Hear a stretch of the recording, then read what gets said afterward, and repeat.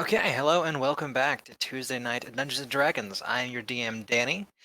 We are going to be playing a special holiday one-off titled The Night Before Lichmas. We're going to go around and introduce our wonderful players, starting with... My name's Josh. I'm playing tonight a forest gnome mastermind rogue with the faction agent background. She is part of a 2 gnome assassination squad that the Enclave calls upon when the shit hits the fan and they need something taken care of. Her name is Gail, and she is younger by 3 minutes to Chip. And for Christmas, Gail wants to be able to fire both of her guns in one round. It's nice to want things. My grandpa used to say, want in one hand and shit in the other and see what you get the most of. Okay, and next.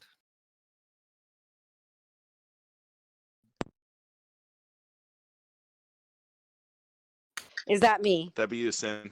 Yeah, that's what I thought. Hey, Welcome back. everybody. Yeah, I'm just sitting here staring at the computer. I'm like, is it my turn? Yeah. I am Cindy, also known as the High Priestess, and today I will be playing Chip, the forest gnome, that has a twin sister named Gail. And I am a Horizon Walker Ranger, and I'm here to destroy you with my guns. And I, as great minds think alike, want to shoot both of my goddamn pistols at the same goddamn time, too. It's going to be a long 3 hours. I am playing Cleve Sunstriker, who is a Zealot Barbarian. He's albino, has red eyes, white skin, white hair. Basically, he's spent his entire life competing against that and in his tribe, and he turned to the gods for support and help, and he's so far gotten it, and I think he wants snow so that he finally feels like he can blend into his environment.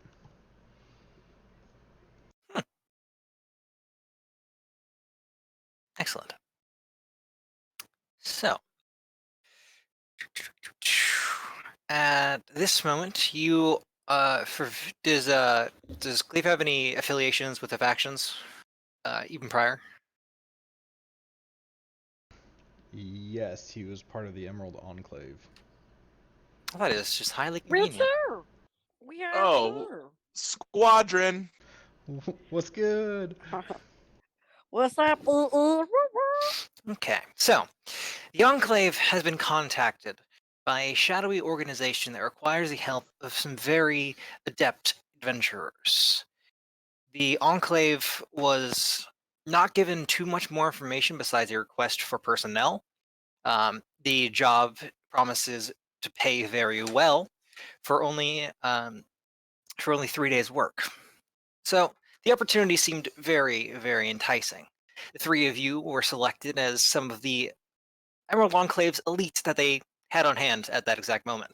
So you packed up your bags, getting your adventuring packs ready, and headed out for the Moonsea. Rumors have been flying around this midwinter, at this most jolly time of year. Travelers have been going missing along the streets, along the roads. The city's outskirts have been plagued by disappearances, mostly of urchins and undesirables. So it's not been a huge stink, but it's getting in numbers that people are noticing. You head further down to an unmarked safe house, following a road and a number of markings carved into trees, leading you to a cabin in the woods. This cabin is illuminated within. The the curtains are drawn, so you can't quite see inside, but there's definitely light and smoke coming from the chimney. But this looks like the location you were directed to head to. So you're currently outside said cabin.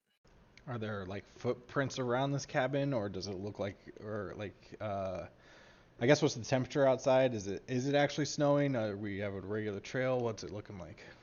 I'd say it looks like it's about to. It's very dry. If it was any like more humid, it probably might. It's very dry cold at the moment. But it is kind of frosted on the ground. So give me a survival check as you look around. Okay, give me a second. I'm not used to doing this.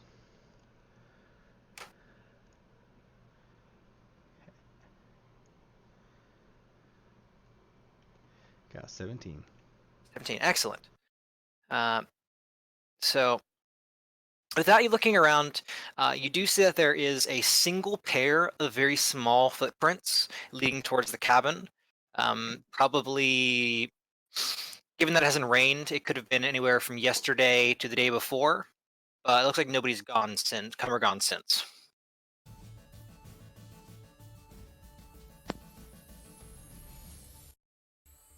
All right, so we're gonna approach slowly. What do you think?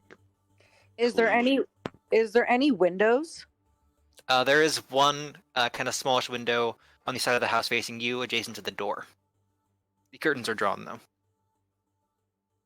So if I go peek through the window quietly, I can't see through the curtain. Do you want to go over there and try? Yeah, I do. All right, give me a stealth check if you want to be quiet about it.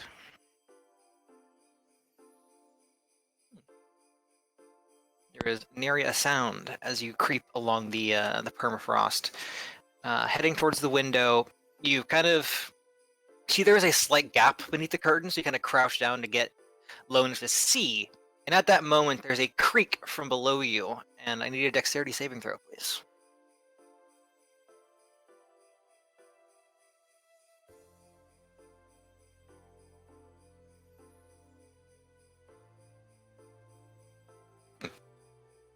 Okay, so at that moment, you're kind of standing in what looks like a kind of planter or garden box, kind of looking into the window, as you hear wood creaking and some splintering as the garden box below you splits open, revealing a pit beneath you with some sharpened stakes. You kind of flatten out, putting your hands against the cabin, your feet against the edge of the planter behind you, not falling into said pit.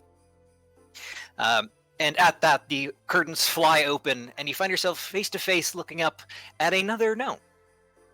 He has a eye patch that looks very curious in that it's got metal filigree all over it in the shape of a cog. And he's pressing a hand crossbow against the window very suspiciously.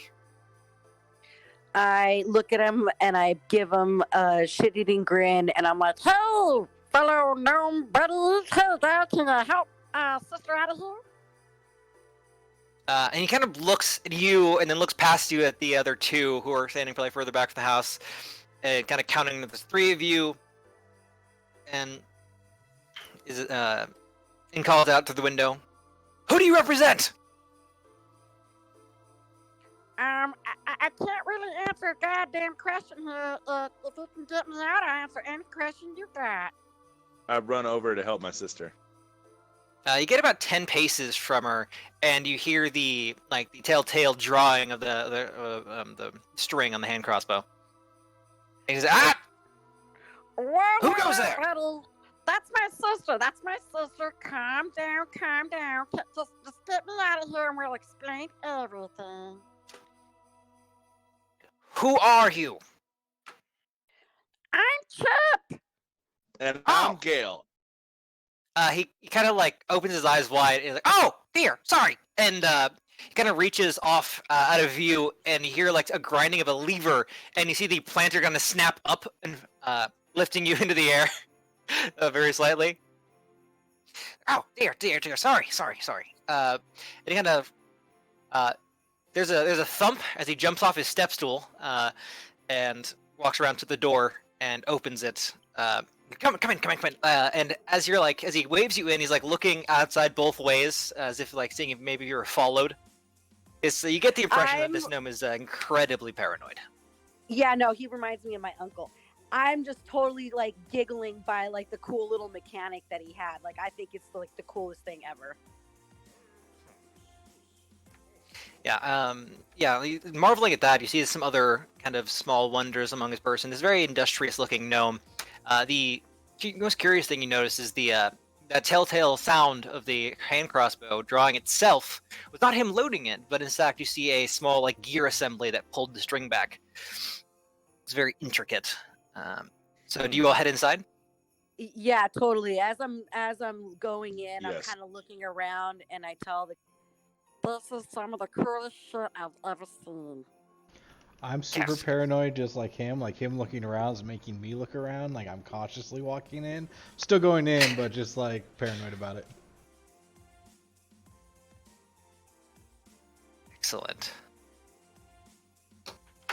Okay, so as you kind of head aside slowly, as you and this gnome are looking around, kind of snaps the door shut behind you, and is come in. And he leads you towards a table that it has a kind of canvas drop cloth thrown over it. You see various odds and ends and shapes beneath it, like it's cut. Like he just hastily threw something over the table. It's like, well, I see my agents have arrived. I apologize, but most people don't try and enter through the window. I wasn't going to enter to see who was here. I don't know. Is it safe for me? Is it safe for them? I don't know, but I'm kind of glad I did. I could have tried to enter through the wall. Equally rude, but I can appreciate the sentiment. He kind of seems to understand a bit about that. It's like, well, I waste no time. I am Huckward Van Geerslip of the Department of Gnomeland Security. I have a mission of the utmost import. As he begins walking towards that table and pulls the drop cloth off, you see that there are city maps strewn about the table with kind of markings all over them, various files and folios written in several languages. What language does everybody speak? Actually, now's a good intro point. I starting elbow with my a- sister, and I'm like, these fucking Gnomeland security guys. These guys are just, oh man, they're a bit much. They're all just a bunch of nervous ninnies, but hey, look at all the cool toys he's got. I speak and read and write common, gnomish, and undercommon. I have, undercommon, common, gnomish, and orc. Y'all smart. I got common and orcish. Okay, so a lot of them are in languages that you don't recognize, or maybe have not seen in some time. They don't look like your average, dwarves. They're not using script that you've seen before, or at least seen often. So you think it might be some It's sort of not- exotic language. It's not Deathic. What's that? Is it Deathic script? Is like old Dwarven script or something? It's not. I'm sorry. I also speak It's a bit Celestial. spikier. Okay, Celestial, yeah, you do actually see some papers written in Celestial. They seem to be like reports of numbers, like battle reports and troop movements across a place called Avernus. No, you have way too much faith in me. I see letters and things on paper. That's about it. And maybe a number Excellent. or two, so long as it's not over 4. Yeah, you see a couple fours. What weird you have, they're strung in like groupings of 4 or 5. The big numbers. Don't quite understand what exactly they might be. Um, and he looks around. He's like, well, you see, put it delicately. Urchins and other undesirables have been going missing around the Moon Sea. Now, this is not normally our purview nor our concern. But we have been tracking an individual, and this individual was last seen in an area where disappearances of urchins are high. We think that they may have been mistaken and abducted along with whatever is happening to all of these street children. Just want to say I'm a big fan of the gnomish voice. Never heard it before. Continue. I like ducks. Yes, I also enjoy ducks. He kind of nods at you. You think there might be more to that, but he gets back to the task at hand. Like yes, a we have. Hold on. At that moment, there is a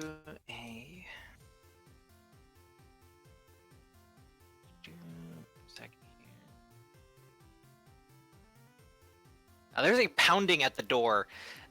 As you see, like in an instant, the hand crossbow is in Huckworth's hand, as he begins like rushing towards the door, and you see him stop about like 5 paces from it, and there's a knot of wood in one of the wood planks that is just slightly higher than the rest that he kind of presses, and you see a little tube descend from the ceiling with a little eyepiece that he looks into, and he looks into it, frowns, and heads to the door and opens it.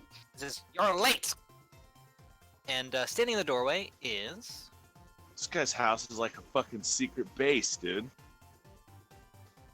Cook. Can you hear me?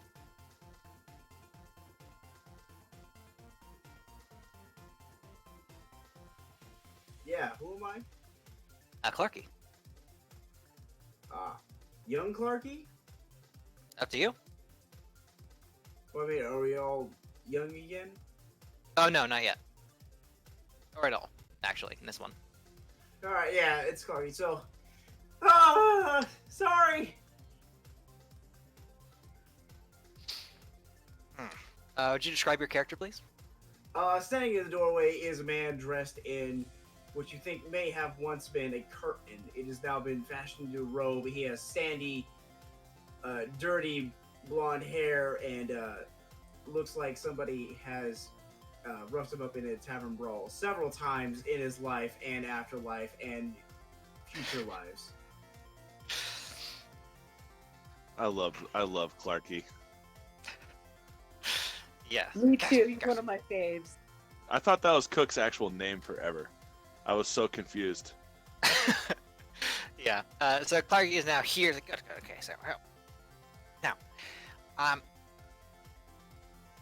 our agent goes by the name, or our quarry goes by the name of Jerry, a very industrious halfling, oppressively positive if I had to describe him, but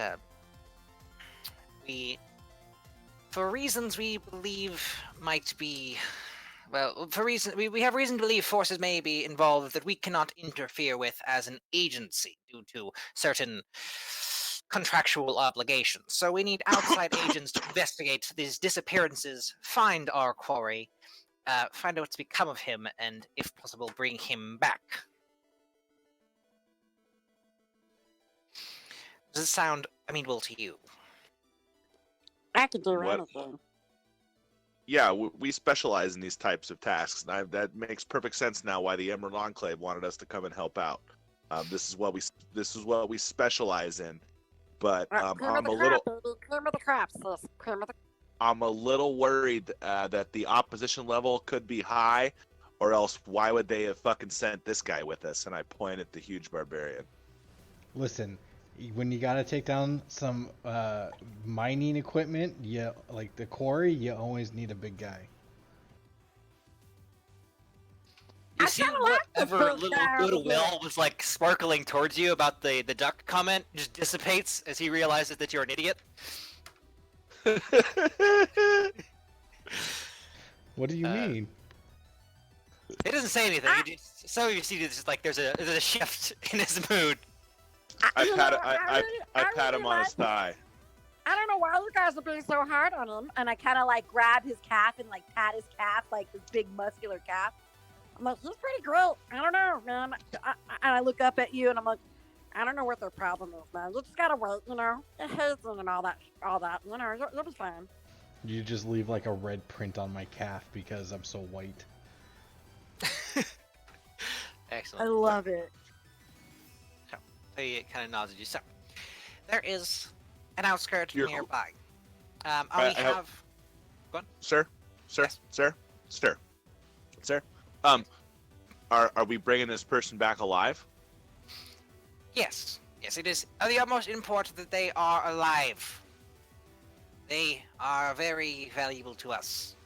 One piece? Well, no more than 3. Okay. Perfect. Yes, we can regenerate that much. You know, I I mean, hold there was that time back in Cholt. They weren't specific, and we got in a lot of trouble. All the fingers were detached. It was a messy situation. You see me in the corner, just like holding up 5 fingers, like trying to count.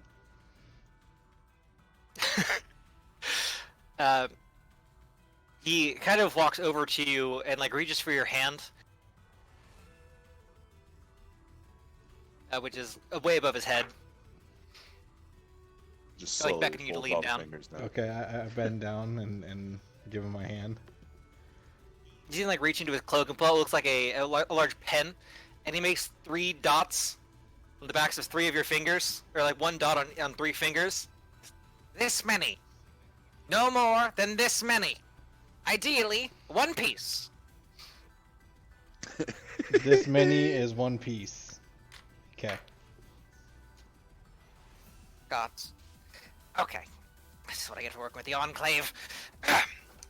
Well, so, there is a nearby hamlet. Hamlet, that's it. Sorry. That's just me and my bixty attitude, I suppose. There is a small town nearby that has had a large disappearance of urchins. This Jerry is an altruistic being and has been supplying food and drink to these street children and has gone missing on one of these deliveries. Now, I need you to infiltrate these street toughs and find out what became of our quarry and bring him back, please. Now, we have some equipment here that will help you blend in with the youths. I assure you, if they do not think you are one of them, they are very rude. They were entirely unkind and have no respect for authority. I elbow my sister hard. I'm like, see. I'm like doing like dramatic like nods, like my whole body's like leaning back and forth. Like, yup. Yeah, he's somehow like grown an inch and just huff. He heads over to a closet and opens it.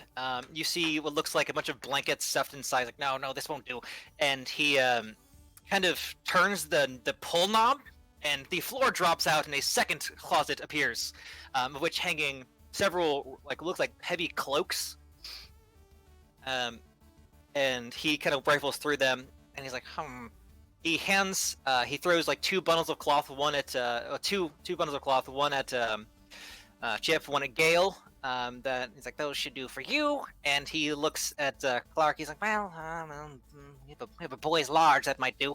And grabs another one, tosses it over, and he just looks at Cleve. He's like, oh boy. I got the 3. How tall are you? I am 6'9". Well, I have an idea. And he grabs 2 of them, 2 bundles, and you see him reach into his cloak and pull out a small vial of something, pouring it on the hem of one of the cloaks, and attaching a second one to the bottom. Like, yes, this just might do. The enchantments might be off, but you should be fine. And he tosses one at you. As you kind of unravel them, they are very. Yes. So what I'm seeing is he's gonna look like when 2 goblins try to stack themselves on each other and put a cloak over the top one, except for it's just gonna be one person. Oh, And so no goblin. in his you guys chest. Oh, are. there's no arms. It's just looks like just a kind of bulky, weirdly You're wide in the misinterpreting middle. what I would even do. I just take it and set it on my shoulders. I don't let it drape or anything. It just looks like 2 bulges on top of my shoulders. You'll have to help this one, I think. So these are standard department issue cloaking devices. They will help you look like anything you desire, at least in regards to your clothing. Simply think and focus for a moment, and you can change them. Their default look is they look like very official, heavy trench coats, with a very clear folio or wallet, badge pouch in the front left pocket, of which there is none. And if you do take a moment, you're able to change the cloak's appearance to any color or pattern you desire. So Um, Chip and Gail are gonna go like leather coat and Hawaiian shirt. I'm hoping. Uh, Duh. duh. And of course we have Reese, and uh, he walks over to what looks like an ice box, opening it up, and pulls out a charcuterie tray of small sausages. Mm. Please take one. It offers you each one. Very Oh, thanks, nice, sir. man. You seem to know your way around a charcuterie board. Yes, It's very yes. nice. So It's do one you of all my take new favorite one of the words. little sausages? I pull out a little like serving fork, like the little tiny ones, out of my pouch, and I use that to delicately take the fork or the sausage. And you must eat it all in one bite. As he's looking expectantly at all of you. Oh, I fire it right down. Yes, they are very, very good. Kind of a nice mini summer sausage. But there's kind of like Delicious. as it finishes, like as you eat it, there's kind of like a I should say, kind of a faint, like your face starts to feel like it's like hot or like buzzing, and you see him pull out a notepad and start taking notes immediately, like observing you, and he This looks is like nothing new when I'm eating a sausage, let me just tell you that. yeah, you all kind of begin to feel just very itchy all over and a little strange. As he looks, he's looking, he's like, he pulls out a watch, and he's like observing you, he's like, taking notes. Okay, temperature rising, skin flushed, yes. I And rage. he looks at, As I'm itching, like furiously itching, it doesn't look like it's bothering me. I just continue to eat the sausage while I'm still scratching myself like ferociously, like. and he looks up at Cleve's like, actually, you know what, take two more. And he opens it. He looks to a second page, like experiment number X00. Okay. And after a moment, you all kind of feel your skin crawl, but much, much more than that. And looking at your hands, looking at each other, you see your forms begin to shift and change, as you are all now under the effects of a reduce spell. So your size category goes down by 1. As with the other benefits of the reduce spell, and your features start to soften and change as you look like much, much younger versions of yourselves. As you begin to shrink into your clothing and equipment. So, what size is tiny? That would be... I go to a small, but my real question is how much younger? Because I'm like 18. Oh boy! Yes. Oh my god, you're precious. You're just like little baby Yoda, and we're gonna have to carry you around. So, yeah, how young am I? Baby barbarian, baby barbarian. I mean, you all appear to be like in your preteens. Pretty young, but at least able to ambulatory is what I'll say. It's like, okay, and he looks at his notes and he like stops a stopwatch. Well, none of you are dead. It appears the mini-meats are working as intended. As he closes the notebook and puts it away in his coat. Good. Now, you should be all set to infiltrate the youths. Any questions for me? How often do you eat these sausages yourself? Oh, never. Oh crap. Yes, Am I like prepubescent again? probably look at me about like 10. He's like, yes, the side effects do include violent diarrhea, so you may want to look out for that in about 48 hours. It really plugs you up for a while, and then it all comes right out. And I that's turn around and look at my sister and point at her and start laughing. There is nothing and- mini about that lock. And these were mini meats. I lean over to wait, is Chip's a girl too? No, right? No, I'm a girl. Okay, yeah. I lean over to Chip and I'm like, I thought mini meats was your dancing name. How does he know it? I don't know, this guy knows way too much about us. Okay. And you hear him mutter, "You don't know the half of it."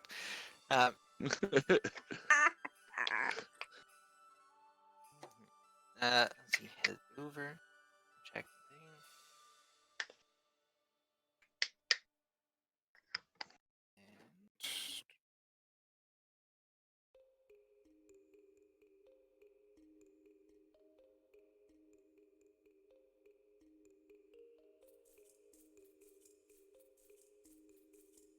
Yeah, okay. So with that, he gives you a map leading you to the nearby town of which these disappearances have been hanging out. Do you do any preparation before you leave?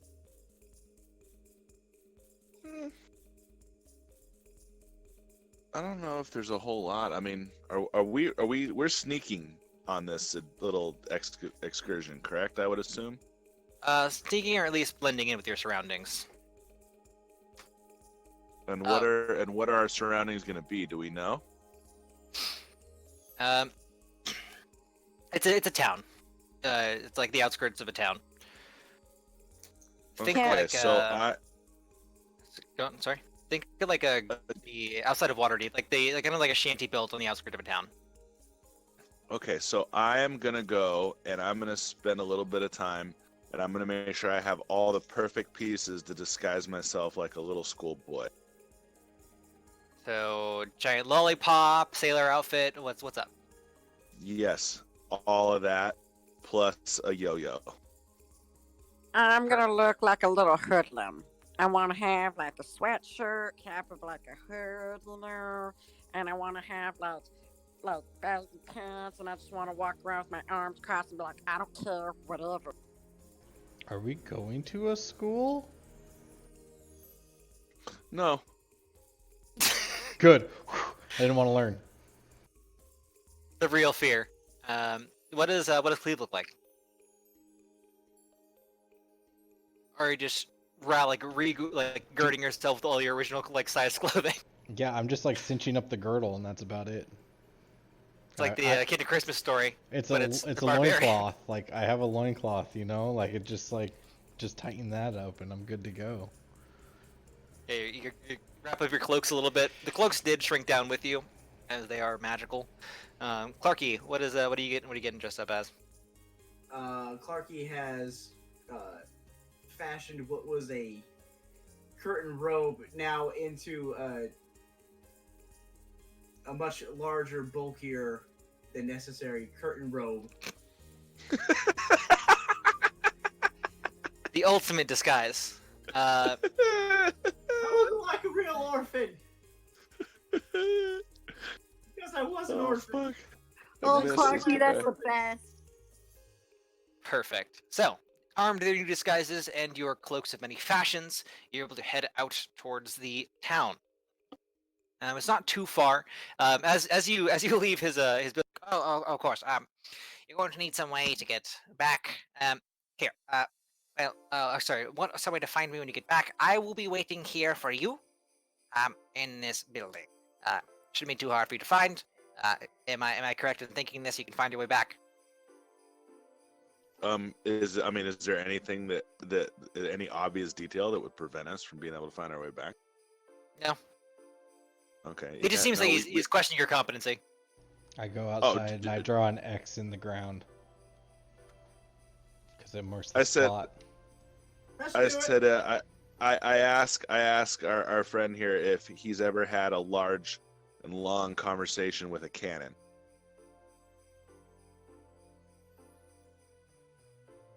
What's Me? the context of canon?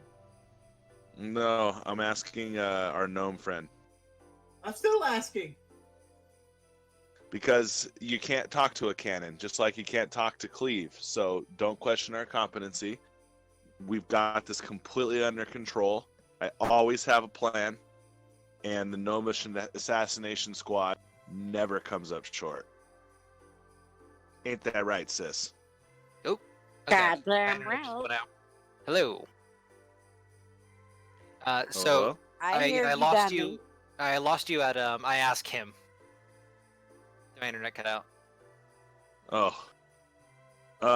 What I was saying was that not to question that we got it under control, and that we always get our man, and that we got this handled. That he's in good hands with the Gnomish assassination team. Yeah, and I say we got it handled, and I lift up my shirt to kind of show the handle of my pistol.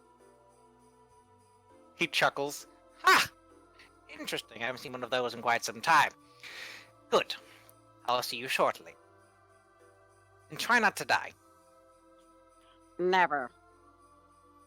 And he ushers you out. Upon exiting, you hear like latches and locks being fastened behind you. Probably about 6 or 7. As soon as you're basically off the porch, there's a like clanging sound as you see the wooden shutters around the window that look pretty decorative actually shut across the window, and you hear clicks as you think they probably lock as the kind of cabin locks down. And following your map towards the outskirts of town, you trudge on through the cold, blustery night. Not too much longer, you find yourselves on the outskirts of a small town. It is evening, so there's not a whole lot of foot traffic. You don't see anybody on the road. You don't see any carts or merchants, but you do see, a couple figures milling about, some beggars, and a couple of children running around unattended, playing with the ball. Well, I mean, I say children, I mean like probably about. It looks to be about what you're pretending to be. Probably preteens. I try to go up to like one of the kids that isn't really talking much, and I just go up and I'm like, "Huh, what's up?" Hi. You're not from around here, are you? No. I'm one of the new kids, but I'm a cool kid. He kind of looks around. Hey, everybody! There's a new kid. Let's laugh at the new kid. And from like out of nowhere, you see about like 4 more kids, kind of like pop up from alleys and start throwing rocks. Clark will also throw rocks at the new kid. So they're throwing rocks at my sister. Yes. I am going to charge one of these kids, and I'm going to push him into the mud. All right, roll me an athletics check, please. Oh, I probably should get dice too. That's too far.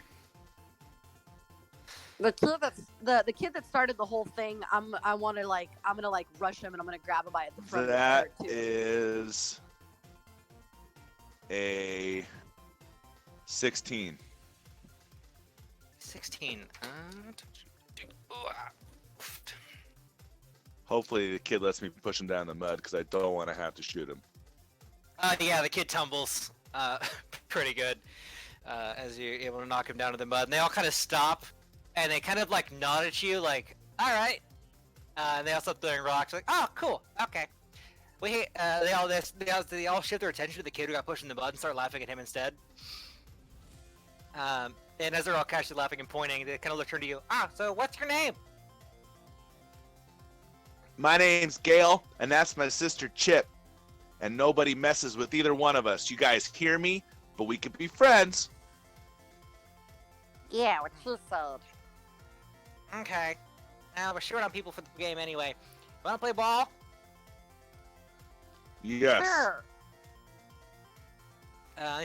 One of them kicks the ball over to you. They seem to be not playing much of anything, just kind of kicking a ball around. But are willing to at least be amiable for the moment. I want to walk up after I kick the ball. I want to walk up to the kid that got pushed in the mud and help him up. Okay. You're able to do that. He's kind of dusting himself off. You gotta wonder why there was mud in the frozen ground. What hot liquid was poured onto the ground to make it muddy. And he looks very upset. What's your name? Stephen. Hey, With Stephen. a PH. Stephen. How are you? My name's Chip. Steven. I'm fine. I've been better, I guess. Well, I guess we learned a lesson today, huh? Yeah. If you're gonna throw rocks, throw them harder. Yeah, exactly. So, What are you doing around here? Not much. Waiting. Most of my friends are gone. What do you mean they're gone? Like they went on vacation, or like the people getting kidnapped? No, they went with the soldier. You're a soldier? Wow. Yeah. I don't know. Well, kind of been around a lot. He's kind of funny looking, but they've been they've been offering jobs. And most people are taking them. I mean, it's only they said it's only a few weeks' work, and it's a lot of money, and there's food and beds. Well, don't your moms and dads get sad? Kind of looks at you for a long moment, and doesn't really answer. Yeah, I feel you. Alright, well, this is kind of weird, but where do I find this soldier? Because I'm sure my sister and I can do for some food, because, you know, we don't have a mom and dad either. And we're pretty hungry these days. Yeah, kind of weirds me out. Oh, I didn't go. He usually shows up. He kind of looks up. Like, well, when the moon gets real bright, then he's around. The moon gets real brown. You think he Sounds showed up like a today, like weirdo. pretty late at night? Yeah, what a weirdo looking for kids that late at night. Shouldn't we all be sleeping? I mean, probably, but it's too cold. Sleep during the day, run around at night. Oh, that's a good plan. I gotta try that. Did our gun shrink too? Yeah, your equipment drank. Okay, cool. So I got like huge rubber boots on, like obnoxious huge like kid galoshes, and in my I would boots. say the mini meats are not a perfect technology, so the important things definitely your weapons and armor, at least mechanically, are sized down to you. But some, like maybe, your boots are a bit too big. That wasn't a perfect shrink. Perfect. So I just got all this shit stuffed in my boots. Hey, Steven, this is weird, isn't it, to have mud here? What is this doing here? Well, I was being over here earlier. Oh, you dirty little shit. Okay, well, I'm gonna go now. I'm gonna go find my sister. Okay. I'll see you later. So then I go up to Gail and I kind of pull her back from playing basketball or whatever she's playing with the other kids and kind of relate to her what's going on, and then I go find everybody else and kind of let them know while they're on the playing outside with the other kids too, like what I just found out.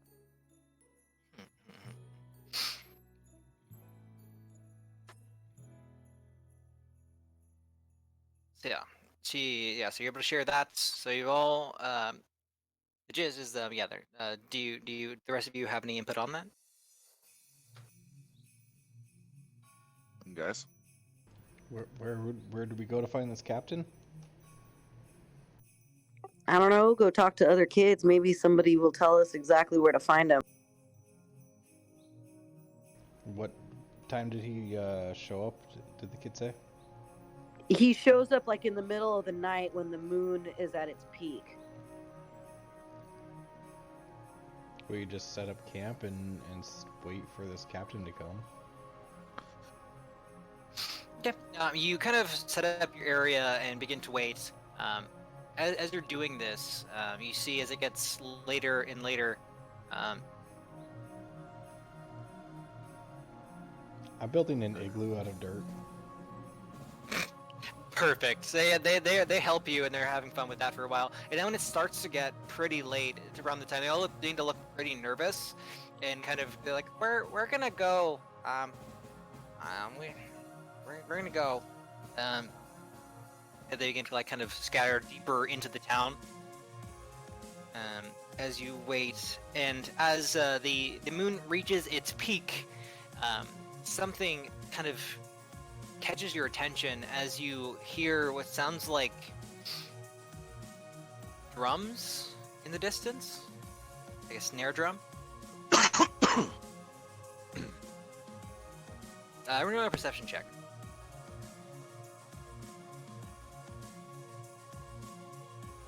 Did you say everybody? Yeah. My digital dice are on fire tonight. That's 2 natural 20s in a row. Jeez. Beautiful. So yeah, Cleve, you've definitely heard like war drums and marching drums, and this sounds pretty similar to like a drummer's march, but it's definitely not like either like it's not like a really big drum, or it's just not a very well made one, but it's definitely coming from a little bit into the town, maybe like a block away. Does it sound like melodic and fun, or does it sound like Yes. dreary and weird? It sounds very upbeat.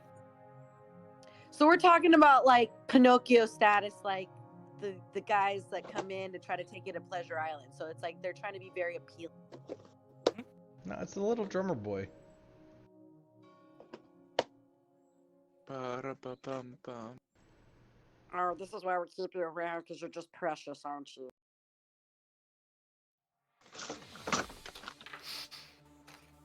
So yeah, if you want to, you're gonna follow the noise, I'm assuming. Yes. Okay. Heading towards that, you kind of head deeper into the town, following some alleys, and as you get it, maybe like right around the corner, the drumming stops, and you kind of hear a voice, kind of quavering. And all I have to do is sigh. As you round the corner, you see 2 figures.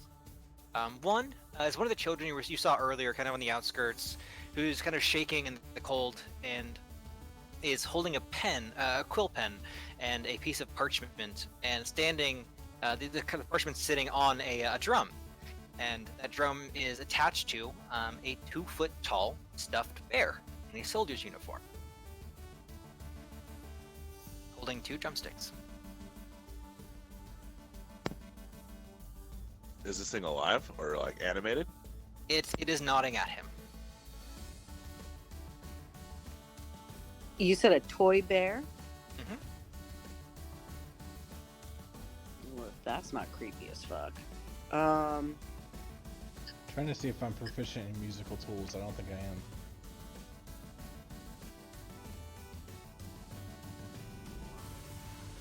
am. I say at this point we just kind of like act like we're one of the kids and just try to find out what's going on and get this toy to tell us, or at least give us some information.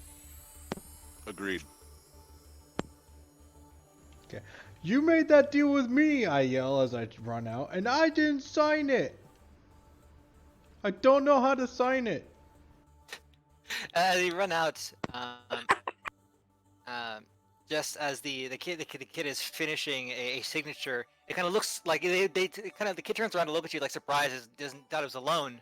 And just as he turns to look at you, his eyes kind of go wide as there's a kind of snap, and the kid disappears. Oh shit! Well, Hey, I want to go where he went. Where the hell did he go? I want to go too. That's not fair.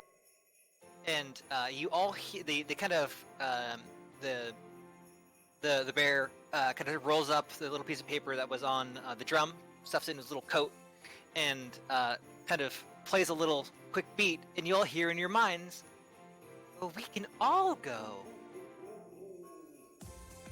Would you like a warm bed and food?" I look over at my sister and I give her an evil grin, and I look back at the bear and I try to soften my look and go, "Oh, yes, please." Excellent. Of course, while we'd love to help, we can't do everything for free. We offer seasonal employment. Have you ever worked before? Just taking care of myself and my sister and my friends. That seems plenty. Do you have all of your fingers? Do you? Yes. As the kind of bear lifts its little hands up, and you see it's got like one big finger and then the two thumbs, but it nods, and it kind of like gestures for you to match its gesture. Do you? Do my I do super- exactly. I put my hands up backwards and show up the back of my hands. What? Have any of you ever apprenticed at a shop? Yes. That's a big word. What does that mean? Have Yeah, any of you used tools before? Is this thing sounding robotic to Yes. you guys? This is sounding very weird. I apologize for my tone. I have been told I am not pleasant to behold. And then I run up to it and hug it, and I go, I don't know. You feel pretty pleasant. As you kind of squeeze it, there is. Roll an insight check.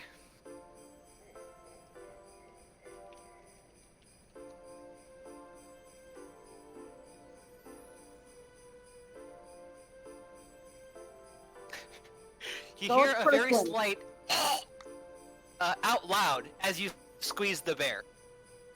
As if there might be something within this plush interior. I pull out one Please, of unhand me. I pull out one of my short swords and I rip the fucking teddy bear fur open. Holy shit. Everybody roll Ah! for initiative! So, real quick, just roll in the chat and I'll write it down over here. Holy shit. No conference, huh? I like that. Decisive act. What the fuck? Hey, if you would have squeezed a teddy bear and felt something more than a teddy bear inside of it, I'm pretty sure you would want to know what the fuck was in there. I got a 5. Okay. 5, 7 for Cleve. Clarky's on 15. I'm 12. I was so and, not used to having such a low initiative. What the crap?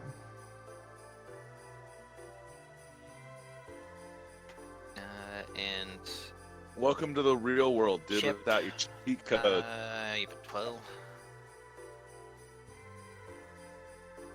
Okay, so as you You tear want an into alert? the little outfit, you see the something worm its way out, kind of like out of your grasp. You're still holding the bear suit, I guess we'll call it. As Okay. you see a small red imp kind of burst out from within and kind of flutter around. What's that one? I yell out, Hey, you're not a teddy bear. And it just screams, "So!" Using its actual voice. and then I rather tell than it, its If you telepathy. would have just been honest, I would have totally still gone. Jesus, you scared the shit out of me.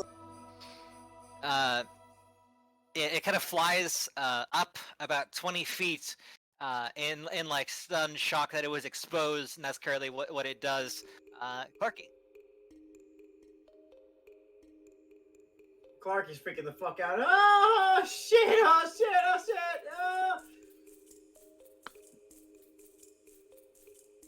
All right, just losing your mind. What do you got?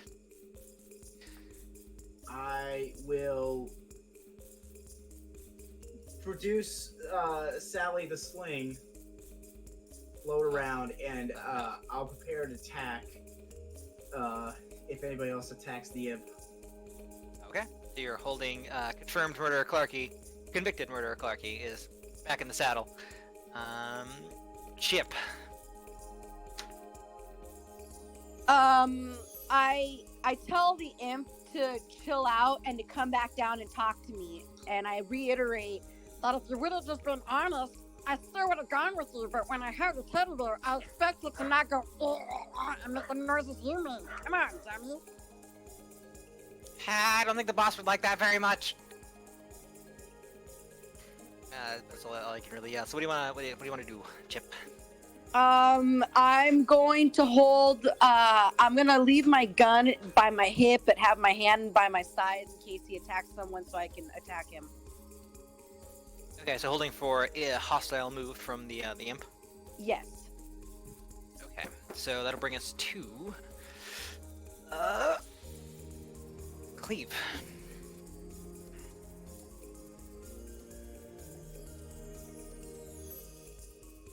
Oh, that's me. I pull out my hand axe and javelin, and I throw it at him. All right. Roll the hit. Yeah, I gotta check something real quick. Check something real quick. What are you checking, dude? Reckless attack. Yeah, Yeah, raging. it doesn't work on ranged. The melee. Oh, you're right. Okay. So yeah, I'll just throw a javelin.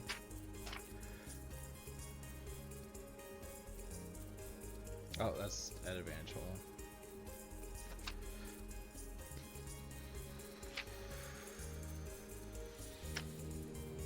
$16 to hit. That will hit. Half that 9. damage.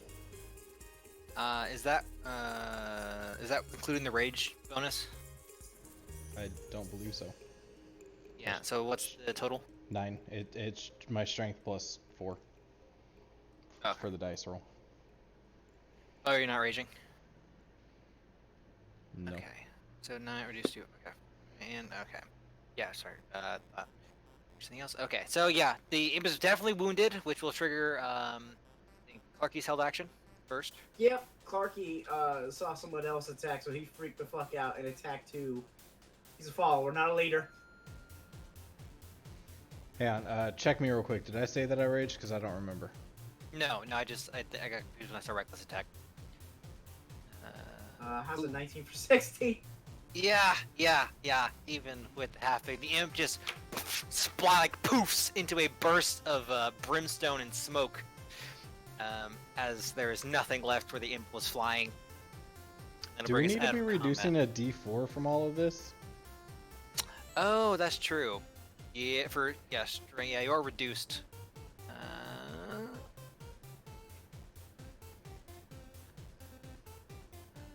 That was a D4 for me. No, minusing a D4 on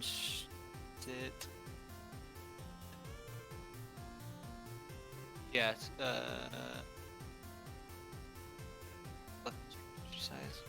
They deal 1d4 less damage, even with d4 minus from both of those.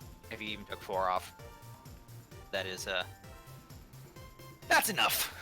As the imp poofs out of existence, leaving behind a bear costume, a teddy bear costume, a toy drum, and a slip of paper within the vest.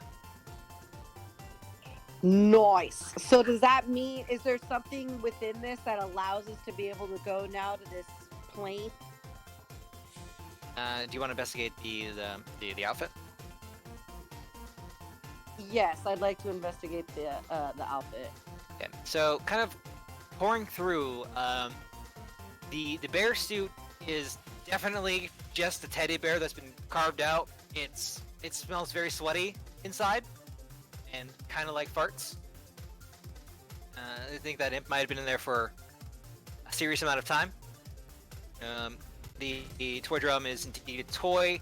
Within it, as you kind of shake around that muted sound the drum is giving off. Definitely kind of clues you in, and you flip it over, and there is a hatch on the bottom of the drum that contains several more sheafs of paper. Same as the one you pull out of the vest, and it is a contract written in a language that you do not understand. Okay. Does anybody here have any? Oh, nobody has spells, huh? For like comprehend language or anything. I don't. What class are you, Clarky? Druid.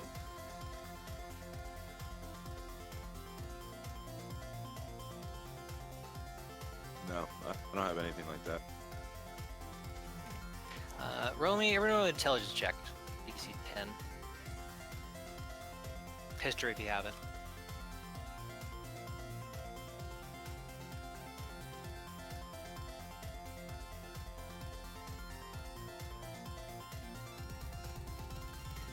15. Yeah. So those of you with a 10 or higher, do you remember that not too far from this town, there is a very paranoid gnome with lots of resources who may be able to translate this for you?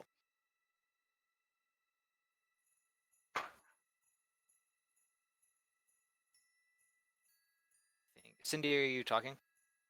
I'm sorry, I was talking to my son. He just got walked Oh, in. okay, sorry.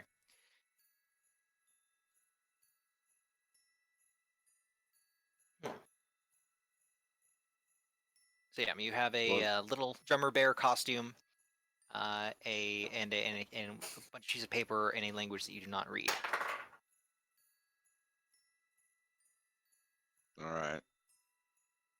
That's every language for me.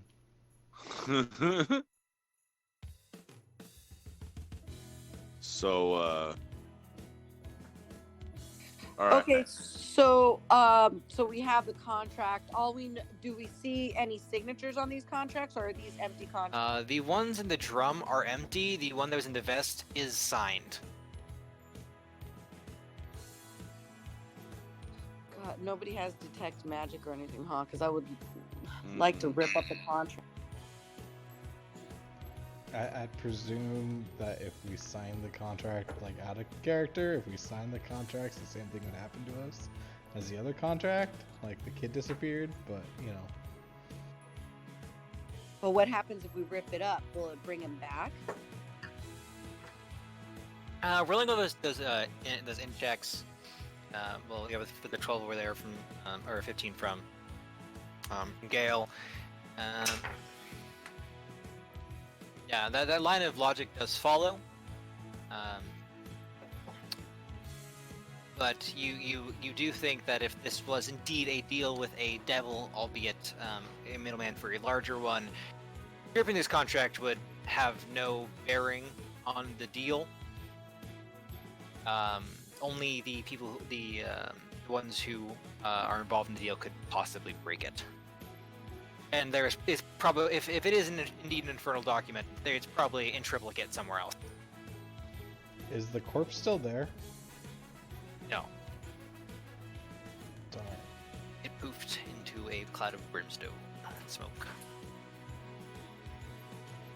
Would we know if there's anybody in the town that might be able to translate what we see on this paper? There's possibly in the morning. It's a small town, so the odds of a scholar living here is pretty slim. Huckworth's cabin is about an hour away. And you think that the department has considerable resources, or as it occurs to, well, in the most simplistic logic, as if one goes through a door or a portal and vanishes. The barbarian logics that if one were to follow suit, but they disappeared, they may disappear too. The quill pen is on the ground. Oh, don't touch that shit. So you wanna can take it sell back your to the soul gnome. objects. I smell it. Yeah, I want to Smells, take it back. a bit like sulfur. I want to take it back to the gnome because I don't want to sign something and then be like, yeah, you can't leave now. It's a very strange kind of fine vellum. Roll me a survival check, Cleve. You gotta be careful when you With put advantage, so much actually. trust into an object. As Clarky puts another notch on Sally. Okay, that's enough. You know that this is not animal skin. It's a bit too soft for that. Definitely feels like humanoid skin. I got a 19 on survival. Yeah, that looks like halfling skin. Fuck you. Amber's home. Someone loves her halflings.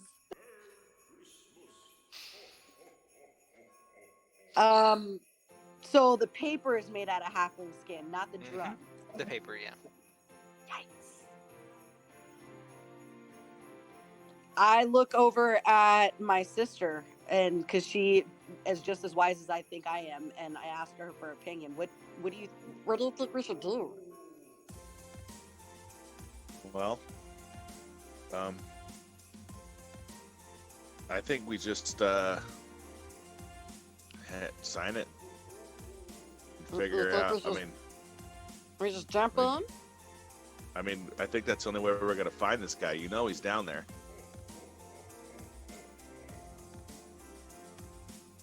All right, fuck it, let's go. Off we go. Let's do it. Now, I grab one of the papers and I do a fake signature of like a fake name. I just write "fuck you." Does that do anything on the contract? No. All right, then I sign my real signature. Okay, and as you do that, the kind of script on the paper lights up, and in a flash, you vanish.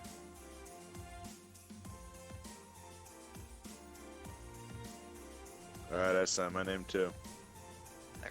Snap. Wait. Oh crap. Hey, Clarky, I don't know how to sign my name. Oh, I'll write it down for you. I can do it by proxy. What's your name? Cleve? Okay. I'm not there, but can E. someone please remember to grab all the costumes? E. Yeah, so kind of helping his hand along the way. Cleve also vanishes. Okay. Fuck. I guess that just leaves me. Clarky will sign down by proxy the slave of Sally. Excellent. As you also vanish, as that is your true identity deep down. And you all kind of, the snap, reappear. The area you're in is absolutely frigid. Looking around, you seem to be in what looks like an auditorium.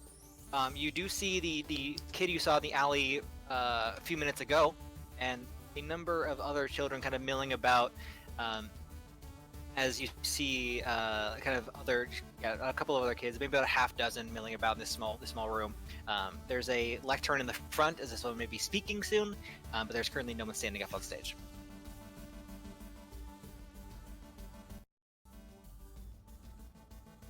All right. You Uh, wanna... Go ahead. Yeah, the kids are kind of looking around excitedly, kind of talking to one another, and kind of in kind of nervous excitement. They seem kind of giddy. I go up to one of them and I ask them what they're excited for. Well, we're gonna get food, and I get a pony. And another kid's like, yeah, I get a pony too. And they also get very excited. Like, yes, they said they can give us anything we wanted.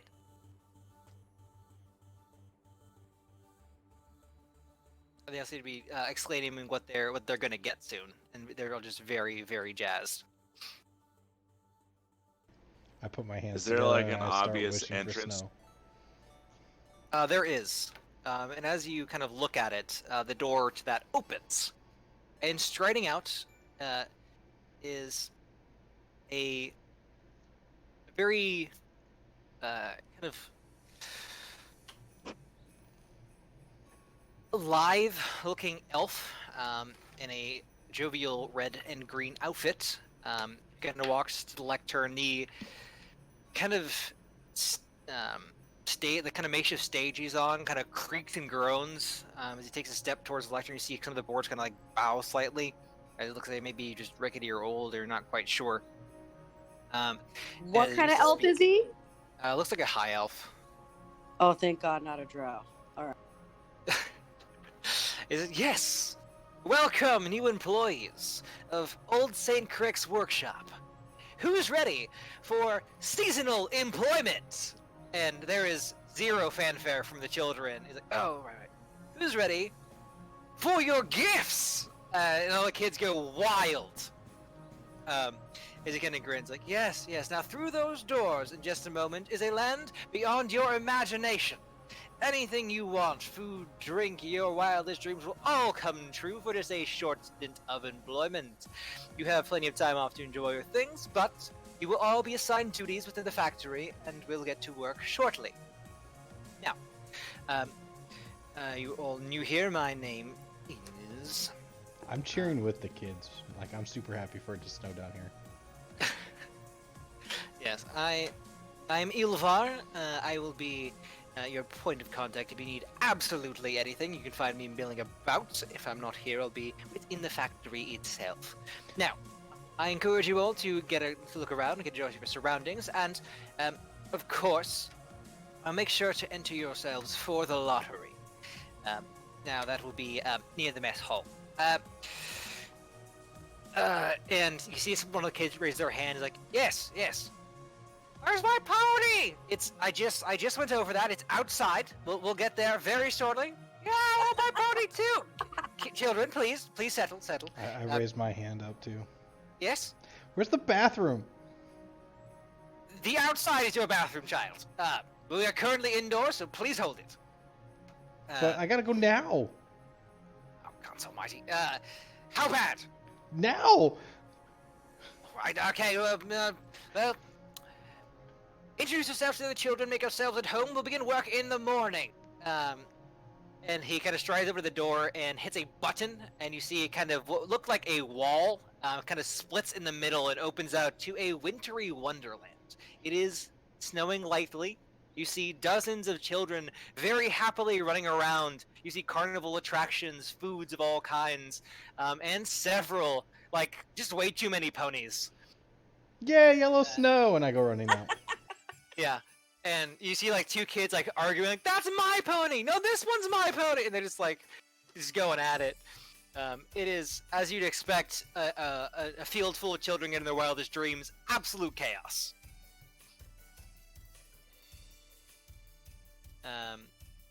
And as you kind of head out, you see Ilvar is kind of watching everybody go out, and you see like every kid like homing in on something.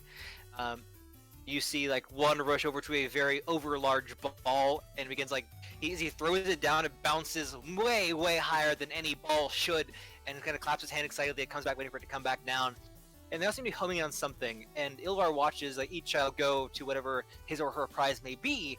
His gaze lands on all of you as you were just milling about. What do you want to do? I want to find something that's like two like fake guns. You see another child, a little bigger than you, is playing with two hand crossbows. They look vaguely similar to firearms, and shooting little suction cup bolts at the other children. I want I to think to take myself, his crossbows from him. yeah, when I see them, I totally like flash back to being a kid and being given my first like toy cross. I'm trying Yeah, to, and his. I'm trying to repeat what Clarky did for me and spell my name in the snow as I'm peeing. Ilvar looks away from that pretty quickly, and seems to be distracted by other means as he begins to wander away. And you see kind of kids milling about. You're able, I mean, though you appear to be children, you are in fact highly adept adventurers and have no issue taking toys from a child. It takes a little bit more elbow grease as you are small, but you're able to get the job done pretty quickly. And as it's at this moment, as you're all kind of milling about the kids and their prizes, you see a couple of different landmarks. You see a massive house on a hill nearby. So looking around, it appears that you are within what looks like a dome that kind of extends this high, to the edge of your dark vision and higher, and to the horizons, each horizon. It is snowing lightly. There is a building you just came out of. There appears to be a much larger warehouse building. And adjacent to that looks like a shipping facility. You see boxes exiting the warehouse towards that building, them getting loaded up into carts, carriages. You see what looks to be a mess hall. And lastly, on a hill on the opposite end of this building, a large manor house that is kind of trimmed and decorated in lights and sparkling icicles. It looks absolutely wondrous.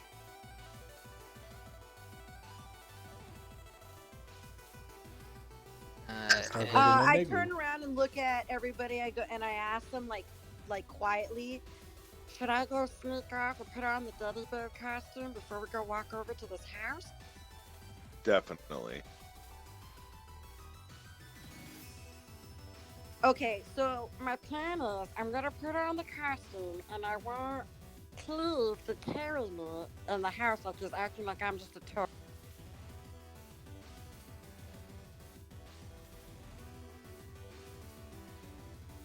You Okay. just want me to carry you? yeah, like I want you to grab me and pretend that I'm like a teddy bear that you just got for free out of this thing, out of this whole like kids getting gifts. The last So teddy I'm bear, you ripped disguised. the head off of it. No, I ripped open the costume and we got to keep the costume. Oh, I follow. I'm gonna put it on and you're gonna pretend that you just got me and just disguise me as a toy teddy bear so that they don't know it's me in case I need to attack somebody. I do so very like stiff arm, just like hold it in front of me like somebody who's never held a baby before. Yeah, it knocks the wind out of me a little bit and I can feel it pressing on my ribs, but I don't really move. I try to hold as still as I can. So as you do that and begin to head towards the house, you are intercepted quite quickly by Ilvar, who kind of reaches down towards the teddy bear like, "God, there you are! You've been slacking off, haven't you?" As he reaches towards the little drummer. He asked me to carry him. Don't touch. Oh, of course, the lazy little. Sorry, children. I get this little drummer He's my boy. friend. He's very friendly. Yes. I just Yeah, get your own bear. we need to get back. We have a meeting. The little drummer boy. We need to tune his drum. I'll bring him right back. I carry him He has for you. some work to take care of. Huh? I carry him for him. He seems like very like he's in a hurry. He's like, okay, at least for the as he begins to head over towards a looks like an administrative building, kind of in between the one you just came from and the mess hall. And as he kind of gets up to the stairs and the top, he's like, okay, child, I will take your little friend from here. It will be just a moment. I And he follow. reaches to take the teddy bear. I try to do my best voice and like sound like I'm sick and be like, I hurt my leg. And you see Ilvar kind of like, oh, poor little bear. And he reaches in, you're going to be hurting a lot more if you don't come with me right now. Just let one of these punks carry me, please. Oh, you know no children are allowed in this building. As he kind of straightens up, he'll be right back. And attempts to take the teddy bear. I mean, I'm holding on.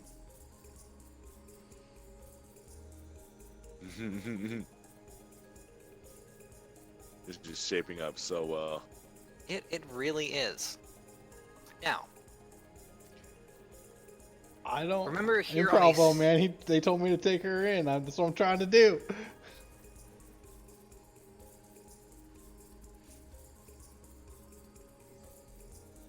Tug of war. One's got an arm, one's got a leg. Yeah, give me a strength check. At disadvantage because you're reduced. Athletics? Yeah, athletics, yes. Can't he Isn't have it just a advantage minus because I'm kind D4? of leaving my weight into him? You have disadvantage on all strength checks and strength saving throws. No minus D4. It's just disadvantage. The D4 is only taking off damage rolls. Can I assist by like holding on to him so that he kind of like it, even if I try to pull away, I'm still kind of holding on to.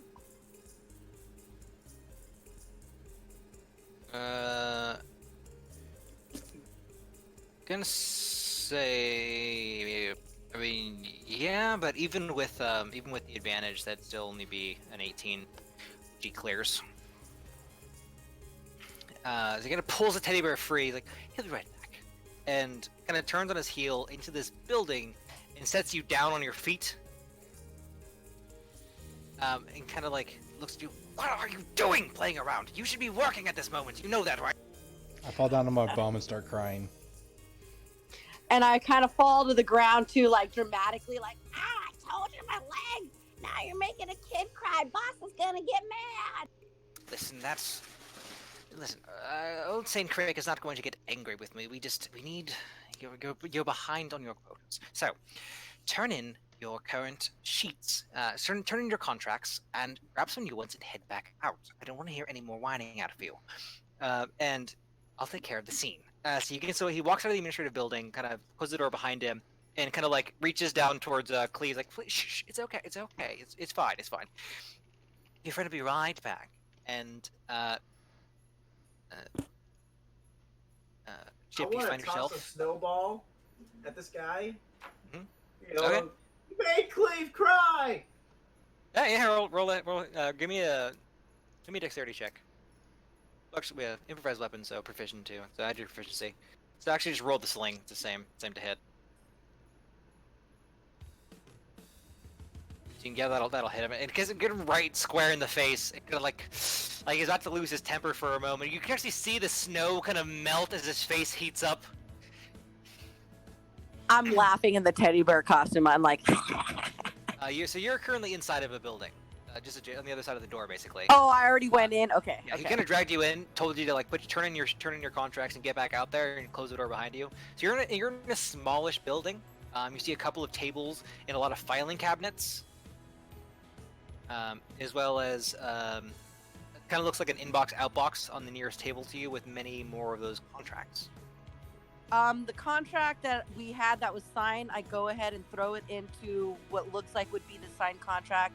I grab a handful of the other the unsigned contracts, and I try to get back outside. As Roll an quickly as investigation possible. check real quick. Outbox on the nearest table to you with many more of those contracts.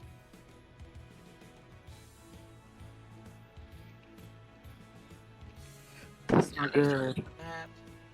So you don't. Yes, but what you do notice, as you're kind of grabbing more papers, is you knock over a side and you see that there are several other versions in different languages.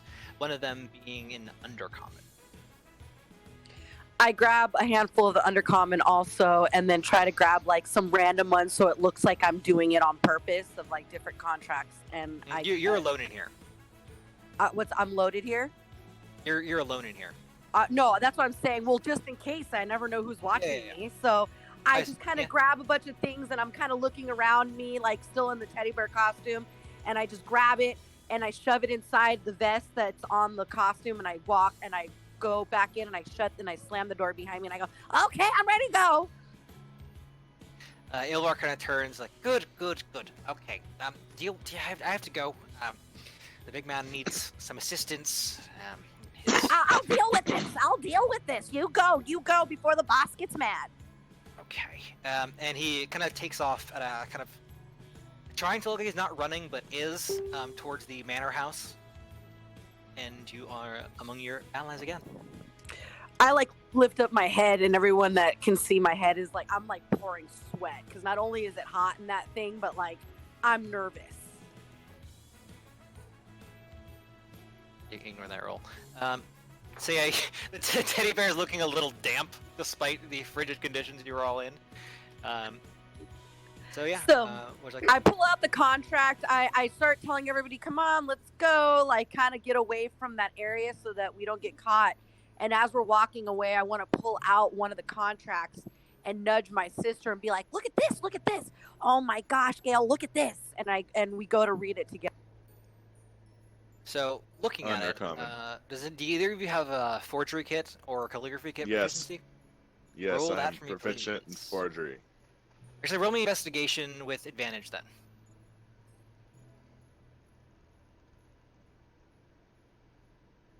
No, I have Okay. a dungeoneer's pass. So, kind of looking over it, you think it'd take you hours to fully understand the text that you can see. You see, like, there's small things in the margins, and there's writing on the back as well. But the gist of it Just seems to be just so you know, my investigation is +10, so that's a 27. okay. So, I mean, again, it still take hours to fully understand it, but I'm gonna give you a better over. Like, it's just that it's written in such dense legalese. Um, that it just take a long time for all the double negatives to pan out. Okay. Um, but the gist of it seems to be that this is a short-term contract of employment at the old Saint Crick toy factory. In return, the children would get a one thing that they truly desire. So it seems to be like there's a little space in there to write like some sort of prize or trinket.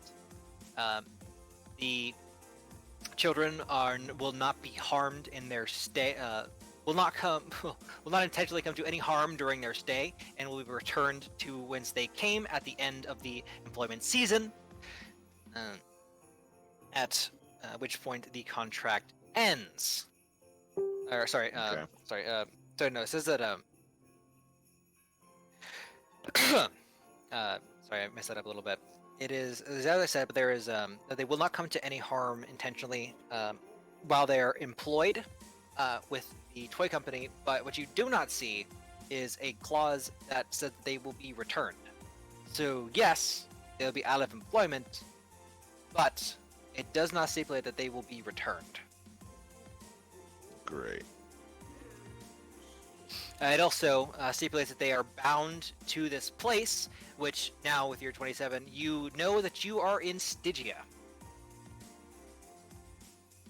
Okay. And does anybody proficient in history or religion? I'm proficient in history.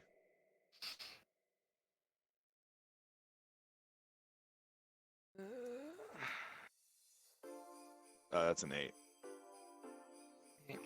You know that Stygia is just if you're proficient, you would even know some of the general knowledge just off the top of your head. That Stygia is the 5th layer of the 9 hell. Okay. Where hell freezes over. Oh. All right. So I let everybody know. Is that more than this many? Yes. Yeah, you only got 10 fingers, so I put 4. I put fingers down to show them what level we're on. I'm holding 3 fingers. All right, what do you up 'cause think, that's what I Clarky? learned. That's it. We're fucked. And with your 27, you also take out a charcoal pencil, grind it on a nearby post, put it on the paper, and blow. And you see that there is more text that is not written in ink, but rather indented across the page. This extra clause does stipulate that if the children remain in Stygia past their contract, they will be teleported out. So, on face value, most people would think that they are trapped here and would have no escape. You know slightly better that if you were able to run out the clock to the end of the employment season, you would be returned. What do you mean by run out the clock? So, hold on. Dale! Yes, your actual dungeon master is here. Sweet boy.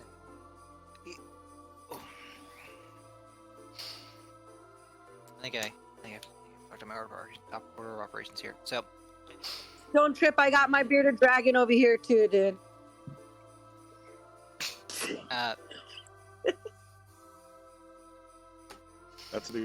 That's one expensive pet. Oh yeah. I can't Yeah. keep this one in a in a cage, and I can't give him a bath and hope that he poops in there and that it's all good.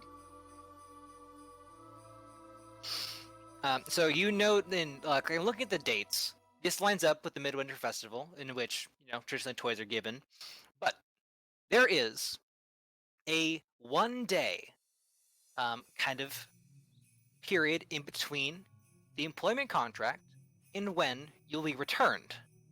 in which you can intuit, the clause that you will come to no harm is not in effect.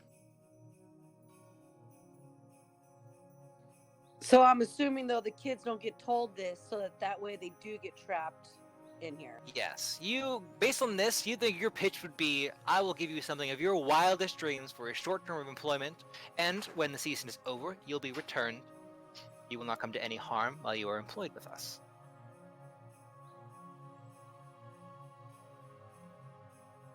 And not quite convinced that this is entirely it, with your 27, you're able to kind of walk over to a nearby lamppost holding the parchment over a fire. You see more text emerge on the back of the sheet. Does this ever end as an infernal contract? No, not really. No. And the final clause reads that if you remain here, if that your soul may or may not be forfeit on Midwinter Day. So we have our employment season, a day in which your soul is up for grabs, and the day after you are returned. You know that tomorrow is Midwinter Day. Sorry, tomorrow is Midwinter's Eve. And what's the day our soul's up for grabs? The day after tomorrow. Midwinter And Day. if we make it So- through that day, then we can go back the next day. That is correct. Sorry, So we very gotta make convoluted. sure I that wrote those notes 2 years ago. Yeah, so you have tomorrow to figure out a way to buy yourself time in that day.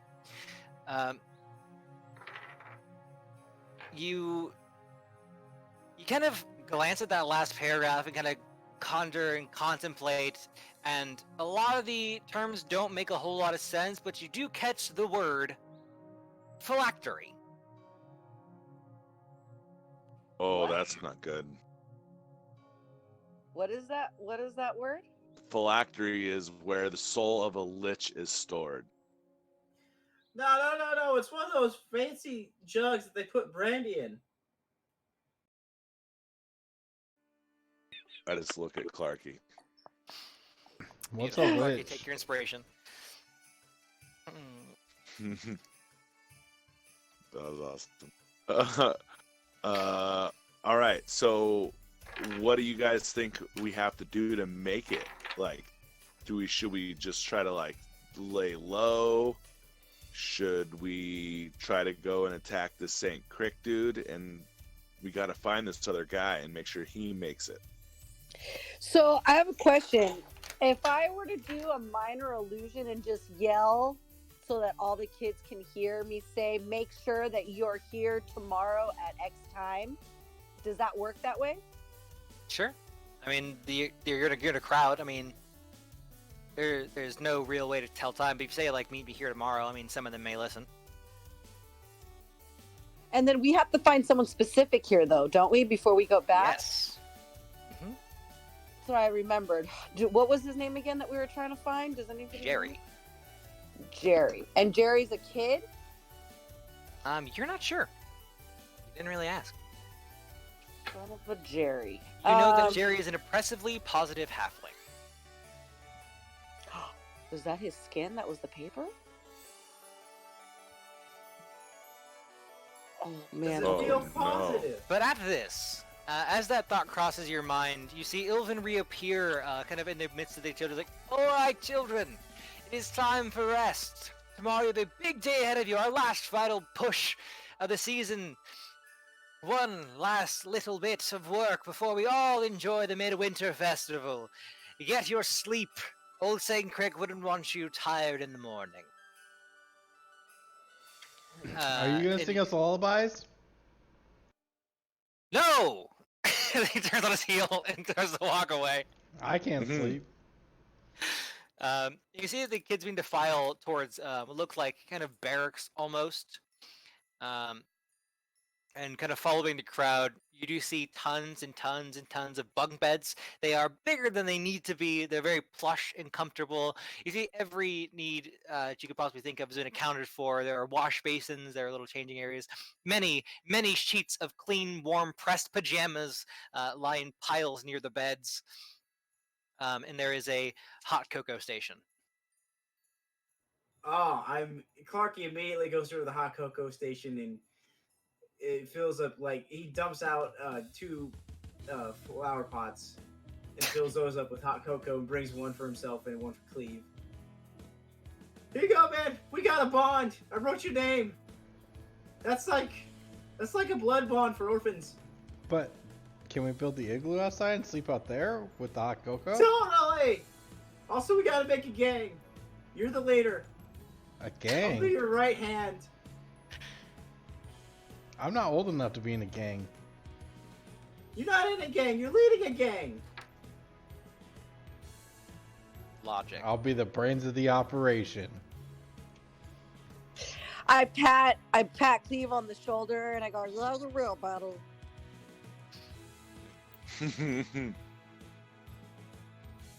I just go outside and start building an igloo again because there's snow, and I want to blend in with it. So I'm gonna actually like change my cloak to look like the igloo. I love that you got your wish and you got to see snow. Yeah, you're able to Yay. kind of change your cloak to kind of a white, kind of grayish tundra to blend in with your igloo that you're building. You see a couple of other kids filtering in.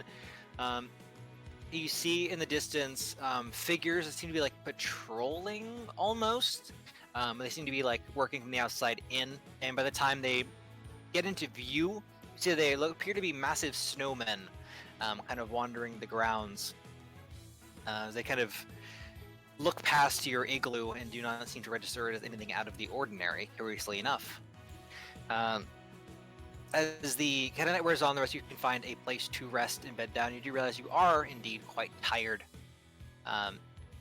And as you're all getting ready, there's kind of a hush that falls over the hall.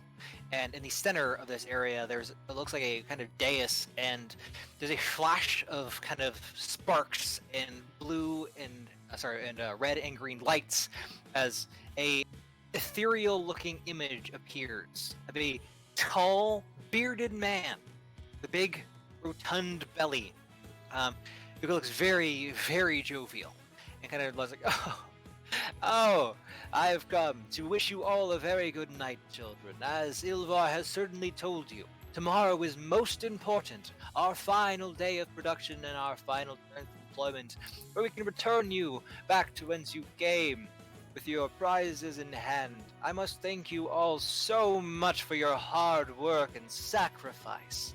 I will never forget it. And the figure kind of smiles and claps. I will see you all tomorrow at breakfast for announcements. Have a good night, children. And the kind of image fades as the kids kind of settle in, and you have a chance to rest. Would anybody like to sneak out, or will you actually rest? I am going to pull my blanket up to where just my eyes are poking out, and I'm going to have all of my weapons with me in my bed, and I'm going to have my pistol locked and loaded just next to my side, and I'm just going to absolutely just wait and observe. Okay. Should I make a stealth check, or can I hide myself properly? You can hide yourself properly. There's like you actually don't see a whole lot of oversight within. You see some of the older kids are looking around, but aside from that, it takes like nobody's really looking too hard at anybody. And you see kids are bringing toys to bed, and just like taking whatever possessions they have with them. It's not unusual. Okay. It takes about an hour past lights out for the kids to actually quiet down. Clarky and Cleve, give me Constitution saving throws.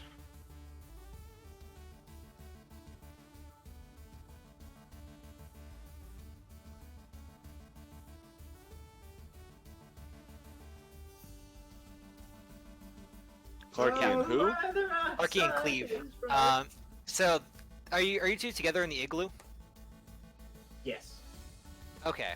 So nobody else sees this, but you're a few sips into your potted plant of hot cocoa, and just a deep-seated warmth kind of takes root inside of you as you begin to feel very, very tired, and pretty quickly just fall asleep, just sitting upright, leaning against the back of the igloo, snoring quite loudly.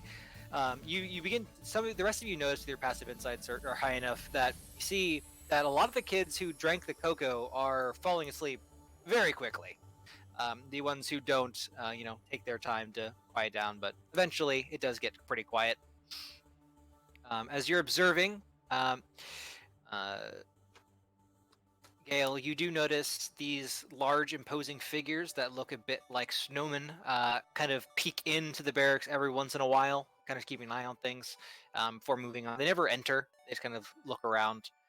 You notice moving around and then head back out again. A couple patrols go by, and you're able to kind of shut an eye for just a moment, and then morning arrives. Um, as far as you can tell, the light from the ambient light from outside does increase, waking you up, and you hear kids milling about and yelling and running towards the mess hall. I was snoring. I was snoring like a train that entire time, like all night, just freight train snoring. Yeah, you So I see didn't see that it. the kids nearest the door look exhausted, like they didn't sleep at all for some strange reason.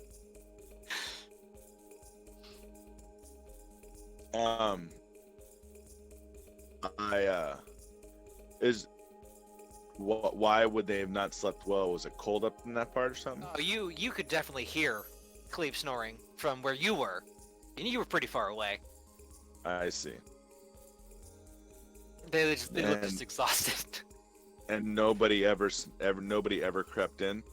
Nope. Okay. Um, What's and- next, guys? Seems to be filtering towards the mess hall. Okay. What time did the contract say again that everybody needed to be at the spot to be able to get out of there? I can't remember. Day after tomorrow. Oh, the day after tomorrow. I thought it would be today. The after the Yeah, day. today is tomorrow. Midwinter's Eve. Okay. And then Last day of- so now technically tomorrow is the day that we can get out. No, tomorrow is the day that your contract ends, and your soul is up for grabs.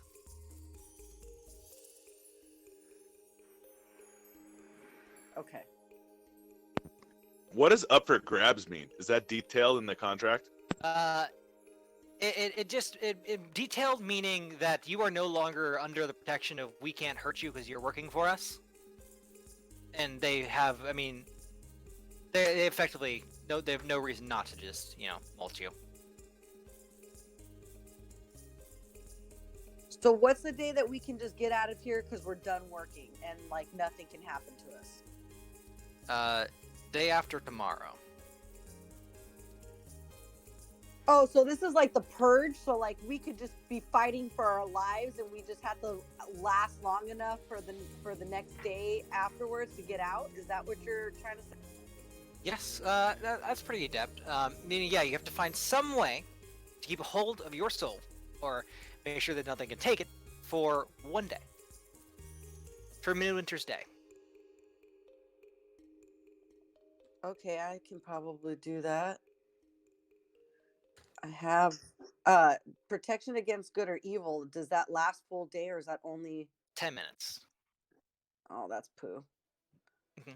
You need to weigh your options, and that deep-seated moment that you note that things might get a little serious.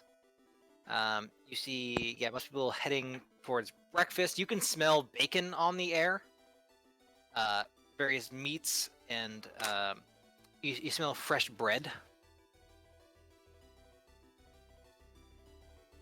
We go to the when I go to the mess hall and look at it. Is this real or is these illusions? You touch it. Give me an investigation check. I'll just take 10.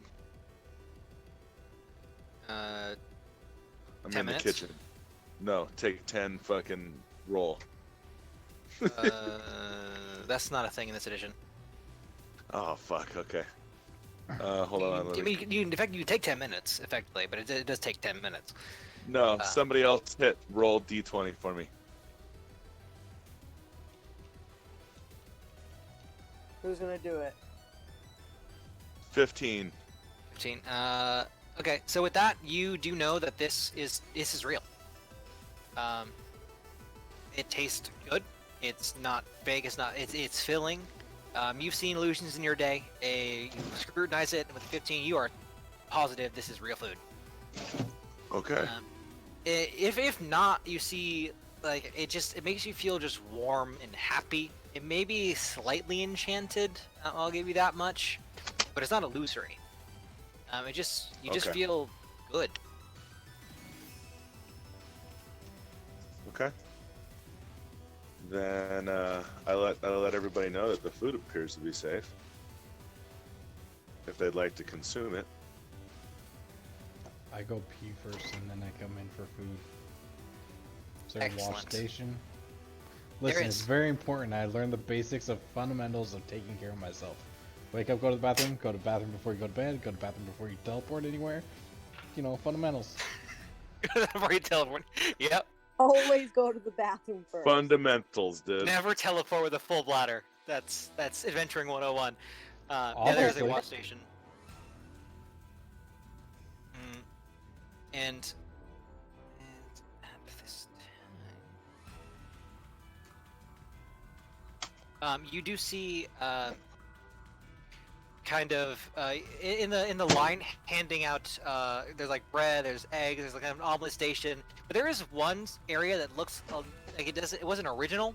And there's kind of like a little stand that's been set up adjacent to the end of one of the buffet areas, and there is a very happy-looking halfling handing out meat pies. Oh, fantastic! Did it again. Target acquired. Yeah. I go right up to Jerry, or I'm hoping it's Jerry. I go up to the. Yeah, you do so. We could wait a little bit for the line to kind of get to you, and then yeah, you're in front of this halfling. Oh, hello. What can I do for you? Hey, We have chicken and beef. Okay, before I tell you what I want to eat, what's your name? Uh,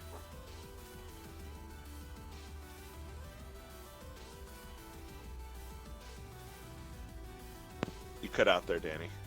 Can't hear you. I'm Jerry.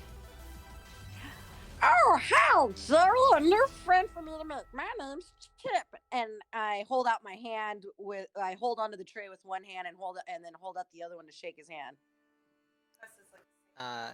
Like fucking great. And it kind of reaches out to reach your hand. You see that as he smiles, there's kind of like a little bit of crow's feet around his eyes. This is clearly not a child.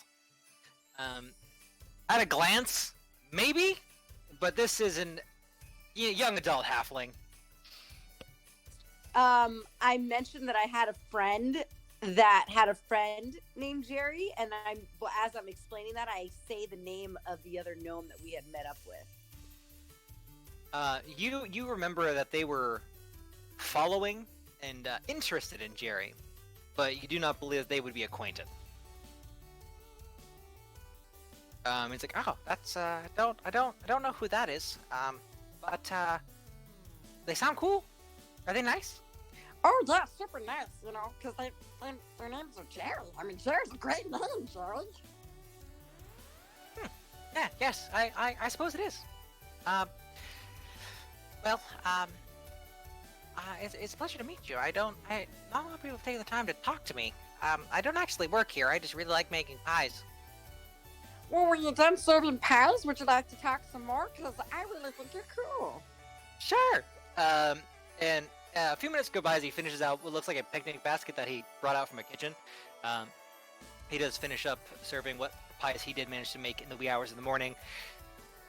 Kind of talks over to the rest of you with some extra pies for all of you. So, you here to work too? I guess?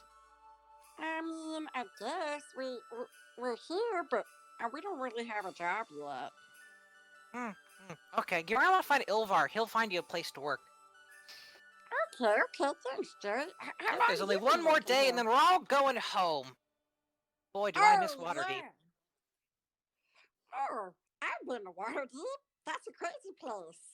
Yeah, it's a lot of fun. It's where I spend most of my time. Who do you normally hang out with in Waterdeep? My carriage. And my cousins sometimes, mostly by myself. I'm an independent business owner. Oh, super cool. So you don't work with any sort of organizations? No. Well, that's very impressive, Jerry, that you're so independent. I like to think so. Um, yeah, I can show you to Ilvar if you want. No, let's just sit here and talk for a second. One more thing. How long have you been here? About a week. Did you talk to a teddy bear too? Yeah. He was a bit condescending, but it seemed like a good enough gig. Yeah, I feel it. I kind of Got a look pony. over. Oh, super cool. I kind of look over at everybody and kind of give them a look like, does anybody else want to ask him anything? Oh no, you saw when he brought up Waterdeep, I just get like super straight face and just like, fuck Volo. I hate fucking Volo. Stupid guy made me dress up. Fuck Volo and their concerts and their plays and their orchestras and fuck it all.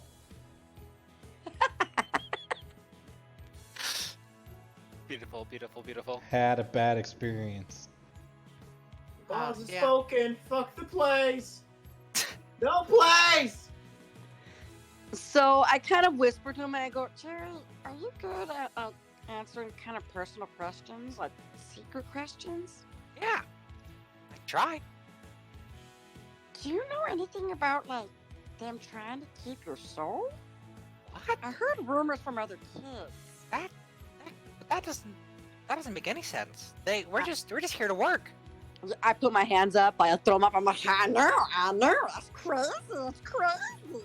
I mean, I don't know, Jerry. You tell me. You've never heard of anything so crazy? No. That is crazy. Why? What do you mean our souls? I don't know. Maybe it's just a bunch of kids talking. You know how they talk. He seems like agitated and like slightly concerned at this prospect. As he seemed like he was very just happy with where he was in this moment until just now. He's like, did I? Shoot, did I? Am I in trouble? No. Why would you be in trouble? I'm having a good time. Aren't you having a good time? I was, and then there's this talk of souls, and I know. I don't and know. now I'm looking around. There's a lot of kids here. There is a lot of kids here, Jerry. I mean, that's why I asked. How long have you been here? A week. oh, as I'm looking at him, does he look raggedy like he's been here for way longer? Oh no, definitely not. I mean, looking around at all the other kids too, they're maybe a little bit gaining weight. Like they seem very healthy and happy. Most happy, most of all. But except for Jerry, who's now looking just concerned. All right, Well dressed and very fresh. Jerry, can we just our job is helping you make pies? Can we help you make pies?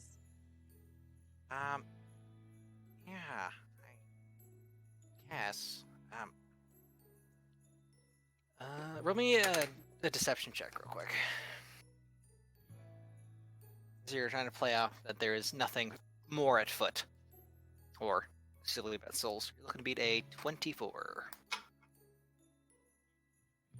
Not doing good tonight, Jerry. Not doing good. As you just say in an adult voice real quick. Pretty much. Should we talk outside? Yes, Jerry. Let's go talk outside.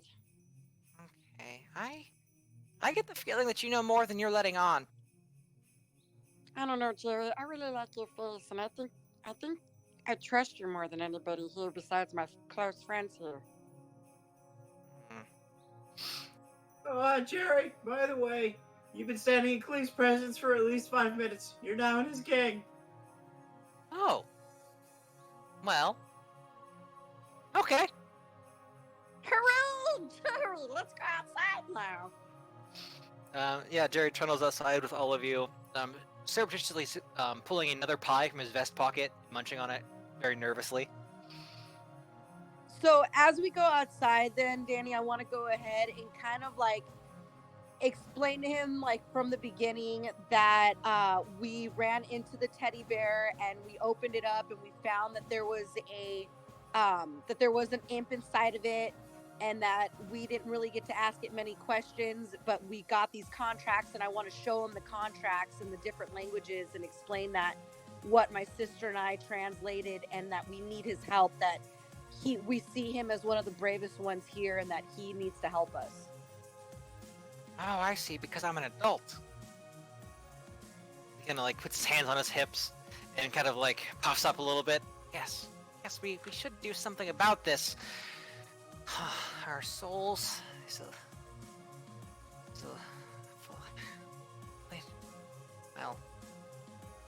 Well. You know. Sorry about that. My smoke alarm just went off. Oh wow. Everything good? Okay. So I lost you after I explained to him what happened.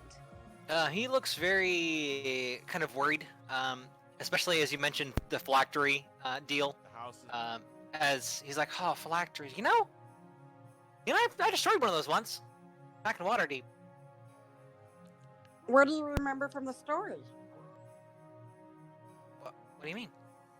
Well, He said I destroyed one of those.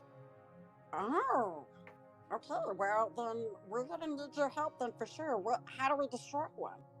Well, I didn't real. I mean, okay, I should say some other adventurers found it in Undermountain and brought it to me because each phylactery is different. They told me they can be only destroyed in a very specific manner, known almost only to their creator. And theirs was it could be only dissolved in the stomach of a mimic. And he kind of reaches towards. He has like a very shiny pin on his cloak. He kind of puts it out, and it morphs into like a little gray ooze that smiles at you, and he puts it back. This is my friend, the mimic. That's so cool. But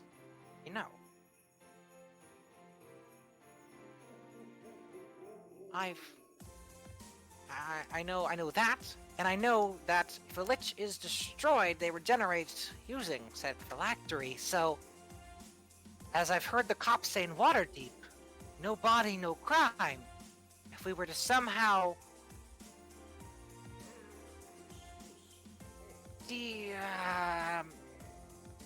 remove the lich from the equation, we could have a happy midwinter and then go home, right?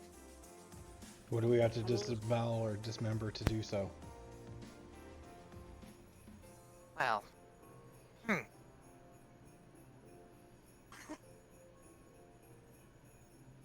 He looks and thinks, and he's like, that might be a bonus objective we don't have time for.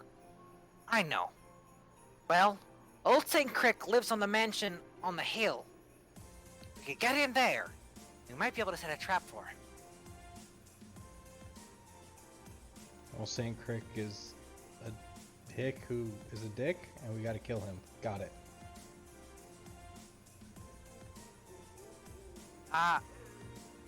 So you know that as far as reading the contract too, this is his toy factory, and you assume probably the jovial figure that you saw in the kind of ethereal vision before he went to bed, who said his good nights.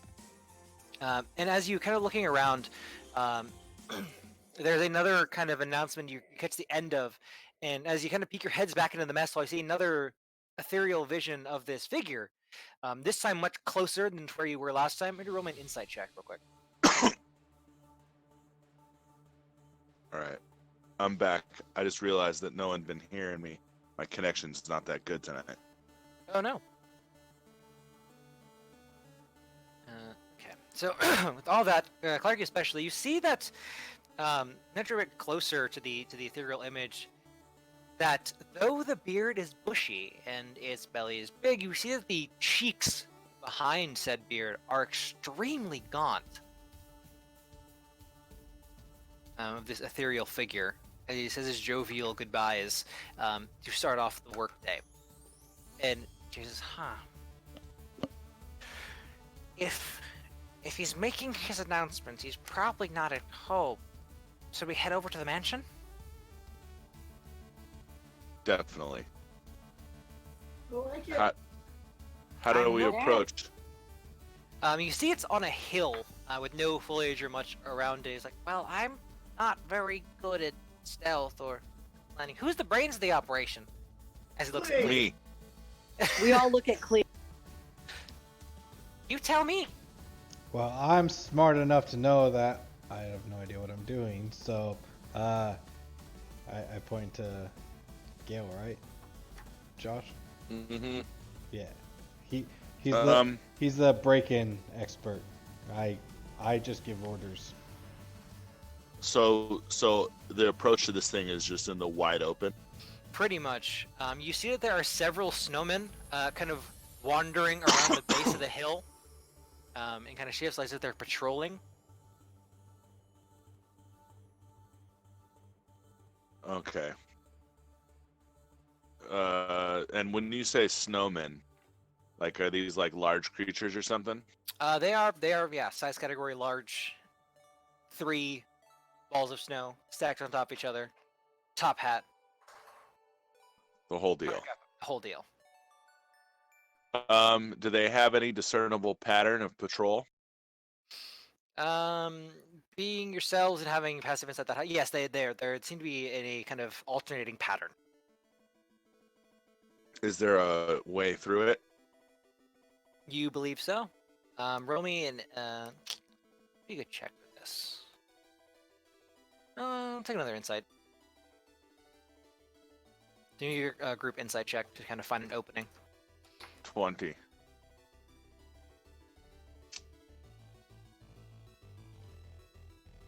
Okay,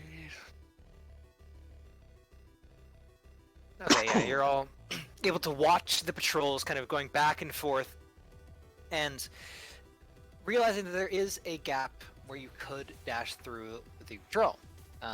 Everybody, give me a stealth check. That is your plan. You're gonna kind of. Hold on, Fuck. guys. All right, everybody get around me. I'm gonna cast Pass Without Trace on us. You son of a gun.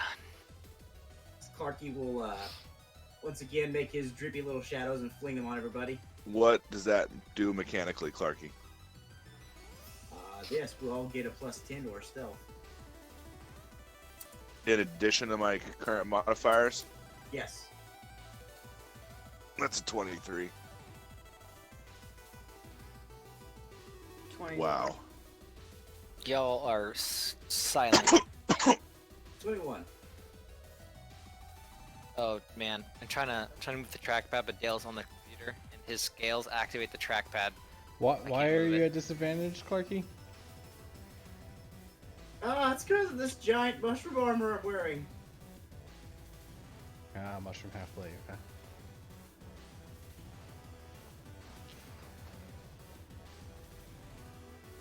Oh no, okay, no, it's not Dale, it's just the trackpad for some reason. Working. Yo, I roll better stealth than the rogue. What up?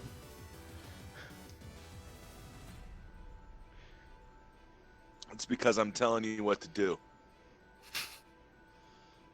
I'm gonna drag you on real quick. That's fair. Approach, finding your gap. Oh god, I have to drag it one at a time. It's not letting me do anything.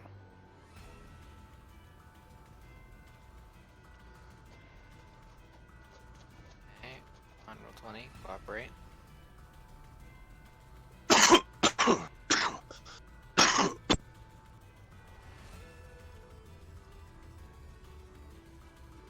One second, refresh my page. As you approach, this giant manor, festively decorated with snowdrops, snow, with snow and icicles and gumdrops and all sorts of various beautiful things. Finding a gap in the snowman's patrol, you're able to kind of trundle your way inside through a back area that you may think be adjacent to the kitchen. Opening said door, you find a massive manse. The kitchen, while fully, I suppose, equipped, I should say, there is a stove. There's plenty of pots, pans, plates, but you do not see any foodstuffs whatsoever.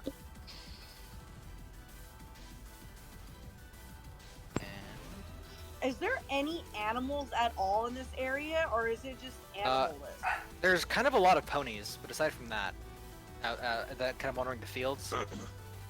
But you don't see any creatures or critters. Was the meat we were eating ponies? The one the gnome gave you? Yeah. Oh, no. They're technically mini horses, not ponies. I see.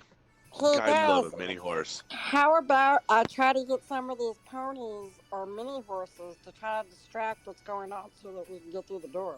Dude, I am the knight right now. We're just like in. Yeah. Okay, so my roll 20 is completely non-functional. So I'll tell you what. As you area, there is a kitchen. Wait, okay. That's back. Let's see. Drag.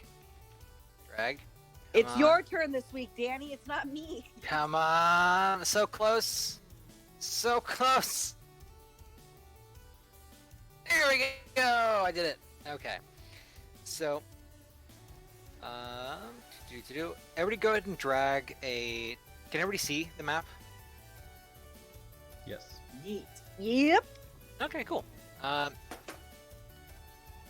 So, as you're looking around, you enter. Can you see Can you see all the rooms? I mean, maybe. I don't know what all the rooms What do you see? There's 2 staircases, one going up, one going down, with a chandelier, a rug, and a green bed with a nook, a purple bed, a gray bed with a bear rug, and Okay, a yeah. dining room. Yeah, I'm pretty Oh, sure we see it all. Dope. Yeah, you do. So, this is the house. You have 20 minutes IRL to come up with your Home Alone trap for the ledge. You can find materials you can reasonably find inside of a mansion, in addition to your equipment that you have carried in with you. I will answer any questions you have about setting traps and setting DCs. What would you like to do? Oh my. I do the heavy lifting. You guys tell me what to do. I flex at You you. guys, yeah. Let's. I think Cindy and Clarky should plan it, and then if there's a check to place the traps or at the whatever, I'll make those checks. My sleight of hand is fucking also expertise. Okay. That's what you- traps are in 5th edition, right? It's actually thieves' tools. Oh well, I got that plus 5, so. Yeah, either way. Well, we'll figure it out. I mean, they're also not traditional traps, so sleight of hand works just as well. Everybody give me an investigation check. Investigation or survival as well. Okay, so I know definitely I want to try to find like oil for like like any sort of oil that's used for cooking or oil lamps, and we're gonna put them all over the stairs, especially a puddle of it at the bottom of the stairs. If we can get cooking oil, it won't be as shiny. Yeah. So going around, you see the way the map's split. That kind of gray bar in the middle, the chandelier-looking thing. The chandelier half, the bottom half, is the upstairs. The stairs the chandelier is in front of are the kind of grand stairs in the upper area. Just kind I of see. how you're looking at it. With your Yeah. survival checks, you can tell that the place is not super inhabited normally. But you see underneath the bearskin rug, next to the gray bed, there is a teleportation circle. based on the where in the floorboards, you think whoever lives here pops in here and then exits this room. You see in the closet there are several suits of green and a red derby-looking outfits, as you saw Old St. Kirk wearing, as well as some false bellies and fake beards. Oh, I definitely put one on. Okay. Roll me an Arcana check.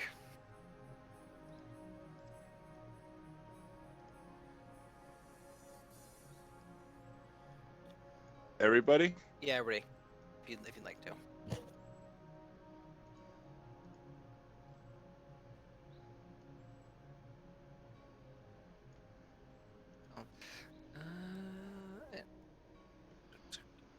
Uh, 12.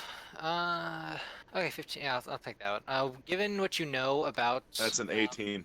Okay, yeah, with that, you know that. Given you know you're working with the Lich, um, given the false, like the fake belt, like the fat suit, effectively, and that the ethereal version of the figure you saw looked very gaunt, you know that Liches feed their phylacteries to maintain their physical form. So, you think if this is something Old St. Kirk does every year, now he's at his weakest. Where's the door out of the teleportation room? I think it's in the middle there. It's in the middle there, is what I'll say. I don't know why it's not on the. As a Horizon Walker, can I detect whether that portal's going to get us wherever we want to go, or if it goes to a specific place? It's not a portal, it's a teleportation circle. So the teleportation circle spell or teleport spell can target this.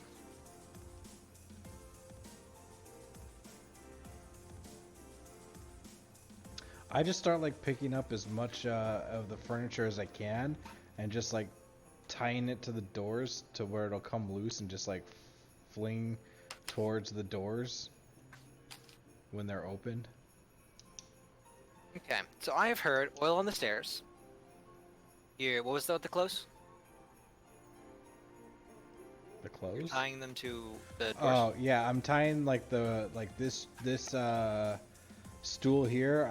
I'm like tying it up with some rope so that if the doors open, like that they get launched towards that door. We have smoke powder too, remember? Also true. I don't know what that does. I'm a barbarian. Now, when I'm looking at the chandelier, how does the chandelier look like it's attached to the ceiling? Pretty sturdy looking chain. But it's like a chain where if I pull it, it'll go higher up, and then if I let it go, it'll go lower down. It is actually, Like- you see, it's fixed. There's no release for it. You see that the Okay. candles do not appear to be burning down at all. You think they probably are continual flames. So there's no need to move the chandelier at all. At least maintenance purposes. So there is no like way to lower it, but you see that it is fixed to the ceiling by a fixture that could be destroyed. I want to move Okay. this giant double bed to the top of the stairs. The green one? Or Green sorry, one. moving that. Okay, to the top of the stairs. Cleve, we got some work to do. I'd start moving it. Okay, so you're moving the bed. Thank you. You're moving the bed to the top of the stairs. Yeah. Okay, so you know. So let me mark this up. He's So- coming out of this room, so Yeah.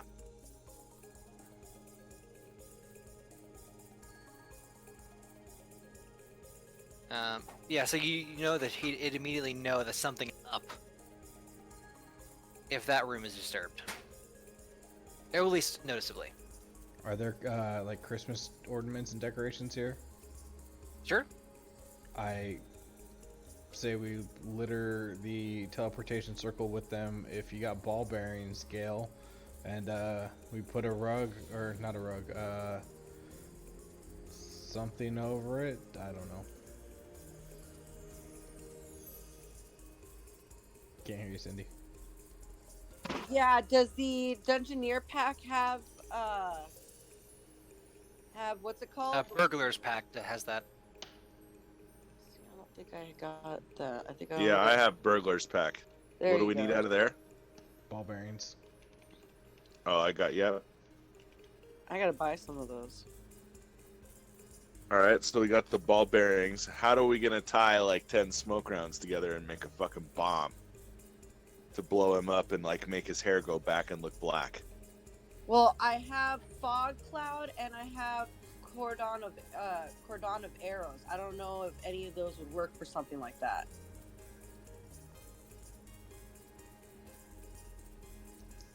I don't know. Fog cloud?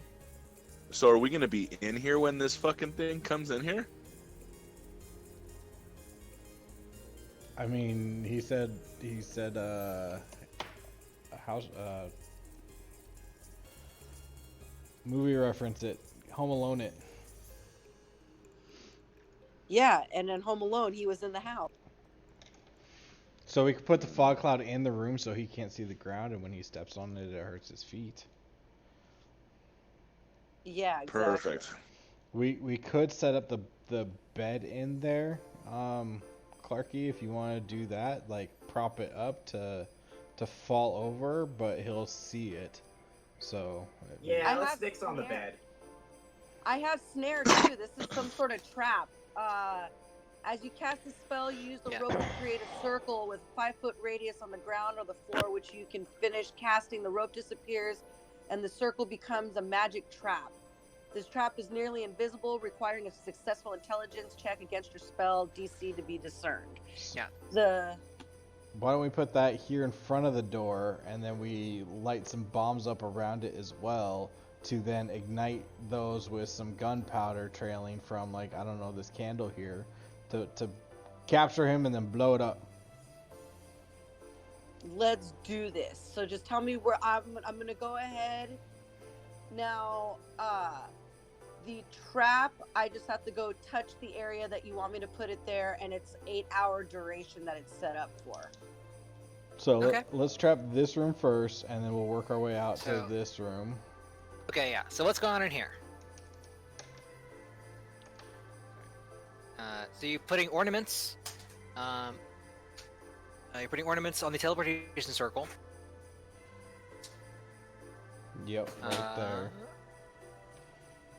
Yeah, so you can feel free to draw on the map. And this is what it's for. So ornaments on the teleportation circle. You're leaving the bed alone. What else is going on in the room? Oh, we're putting ball bearings in here too. Ball bearings as well. Okay. Next. There's oil on the stairs, correct? Yes. So he appears, hurts his feet on the ornaments, slips on the ball bearings, and ideally comically tumbles out towards the stairs, into the snare.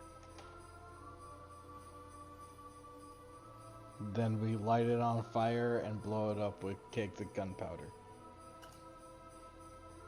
Okay, so you need to light the oil at the bottom of the stairs as like one giant fuse to the bomb you've made at the top of the stairs. And then where am I setting down snare at? The trap?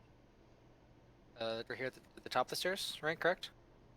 That's where it's going. Okay, cool. And then when it's time for me to do the fog cloud, I have to be concentrating when I'm doing it. Well, we're gonna, once we get this room set up, man, I didn't mean to do that. Once we get this room set up, which I think we have, you can just cast it in there and just let it be. Fog also doesn't dissipate unless there's a gust of wind, so. Yeah. I just have to be somewhere where I can concentrate on it and make sure that I can hold my concentration. So go ahead and throw up your fog cloud in there so he can't see. All right, Okay. done and done. All right. So that is your plan. No mean- bombs? Yeah, no, we have bombs that are gonna go once he falls. I think we should put the snaring trap at the bottom of the thing, so that way he slips and falls and then gets ensnared. And then we can light it on fire, and then the bombs can go off on that. Okay, not a bad plan. Draw a sheet. Anybody that makes checks here gets advantage because I'm helping everybody. Okay. Does anybody have access to poisons or anything like that? Yes, I actually have on my character a potion of poison. Looks like a healing potion. I'm wondering if we should go set that up in his kitchen in case he tries to go in there to try to get something to drink or something like that, or if that's just a waste of time. Yeah, it's. I mentioned that the kitchen was empty, because there's no need for food or drink. It's kind of I see. ornamental. Never mind. Keeping up then. appearances. Also, got you. undead don't do well. Like, they don't care about poison. Learn that one. I realize. Yep, got you.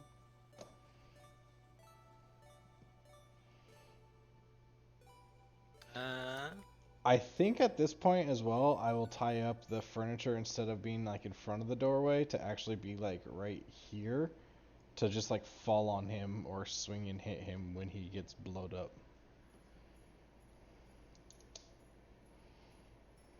Is somebody? Yes. Are you strong enough to try to see if you can, like, unhook the chandelier, like pull it so that it drops on him?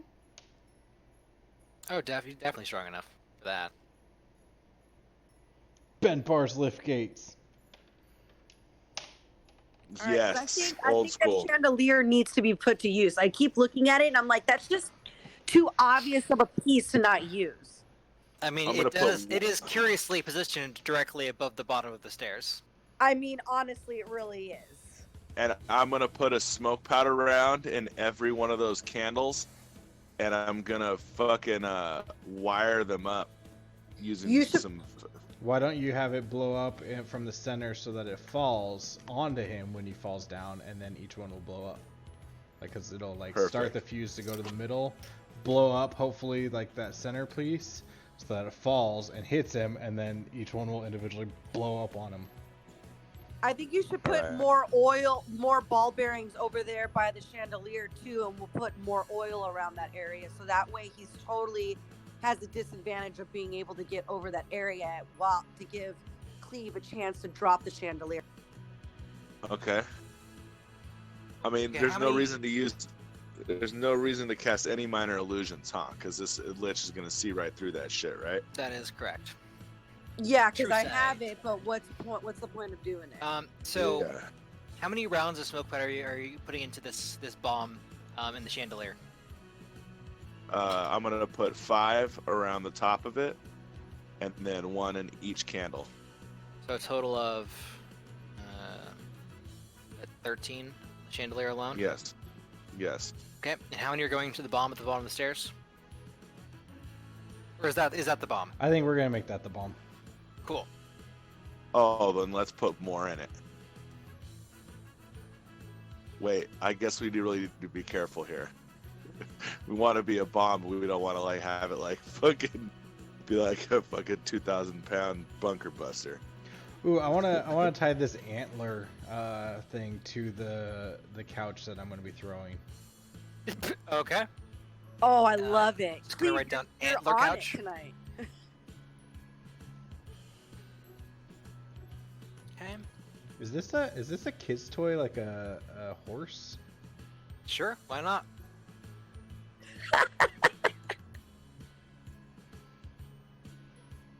I didn't make this map. I just found it. And we got a violin right here.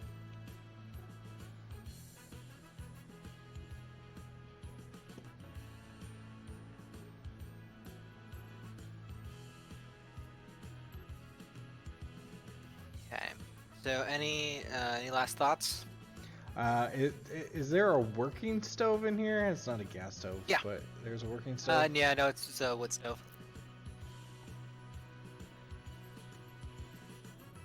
You guys got anything with a wood stove? I can't think of anything. It's very heavy. And if you burn wood in it, you get a lot of coals. Well, in that Can we case, stuff a lich inside the wood stove? Sounds like a witch inside a wood stove. I mean, That's a grapple check, but I mean, I'll say We- sure. It's we he's can huge. put it here, and he's huge. No, I'm saying the thing is, like it's big. It's big. It's like Oh. the. I'll prep It's, the wood so stove in it's- case that becomes a necessary option for later. Well, we could move it in front of where it all explodes and stuff, so we just grapple him and throw him in, and then like just sit there and beat on him inside the wood stove while it's burning. I don't know. I use the toy and the violin for Kindle. Okay, so yeah, I start grabbing any small things that would fit in the in the in the in the wood stove. Clarky, as you turn away as he's just stuffing things in there, you do notice the large pile of previously ornamental logs that went for the wood stove, but his heart's set on the just small instruments. I like grab these things here too, like man. Chairs. Yeah, like nothing but fine. I'll even grab the carpet rug and whatever. Yeah. So you just tear up the hardwood floors, dragging this huge stove adjacent. So we have a stove up by there too. I'll throw the butcher's knife and any other sharp objects in there too, so when I throw them in there, it hurts them more. I wanna take That's the big evil. blanket off the big bed and fold it over the railing, right over here. So you want it like propped up so we can push it if needed? Yeah, like if he doesn't go for the whole thing, I want to dump the blanket on him. So who's staying upstairs and who's going downstairs? I'm gonna stay downstairs, but I can easily misty step right back upstairs with you guys. Because I want to be downstairs to try to grab him and throw him in this stove.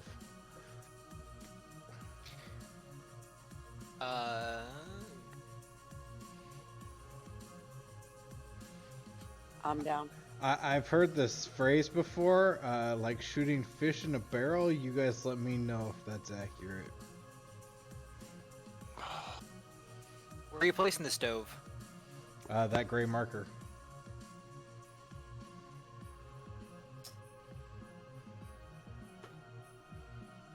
Okay. So does this look vaguely correct? Can the antler couch be like tied up to these pillars here or anything, so that like it's closer? Sure. You guys got anything else? I got nothing else. I don't know. Unless there's glue. Roll an investigation check.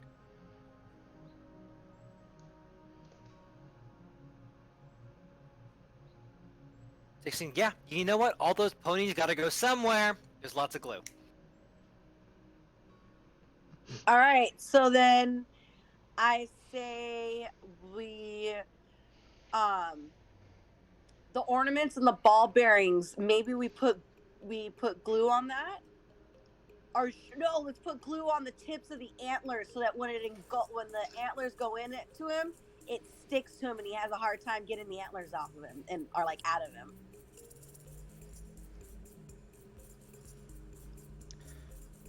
I draw a really nice picture of us stuffing him in the stove, and I put it on like near the stove. Beautiful. So it got some It's in glue on the ornaments and some glue on the antlers. Yeah, and if there's any glue left over, I'm gonna put it on the floor of the oven so that he can get stuck on the by the oven so that we can push his head. Can we get some Okay. of the knives I didn't throw in the stove and put them in the oil with the glue? Just totally Home Alone it, where like the Sure. nail. Okay. I'm gonna bring out some tokens for y'all, and then we will scandal.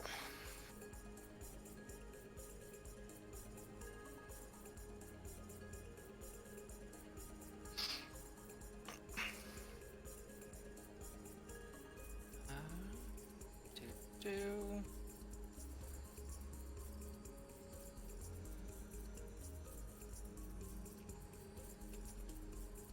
Okay, look across for me. I understand now, Amber, what this is like, Yep, and I hate it. yep. I hate this. Early 2015 MacBook Pro. Why does nothing work? Clarky, can you drag your token from your name to the board, and then Josh and City, if you want to grab your tokens for Maloom and C1, because you can use them just for placement. You can drag your name onto the board, and it'll drag your token too. Unless they can't hear me. Not again. I can hear you. I don't know. If I you can hear you. Okay, sorry. I didn't hear anything back when I said that.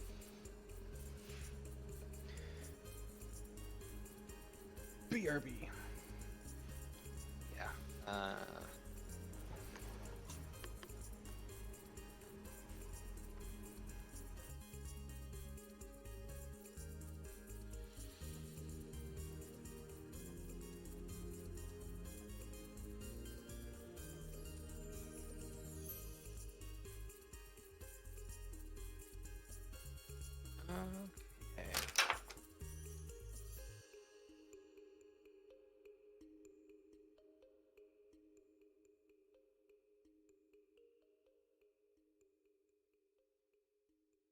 Alright, so we're gonna roll my initiative real quick.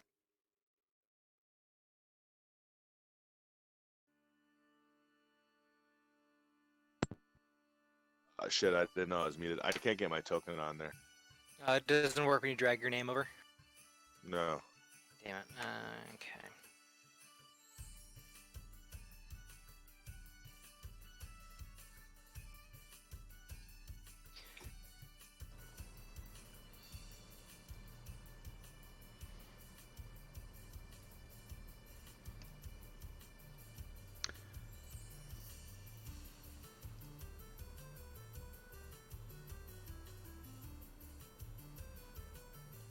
What is this?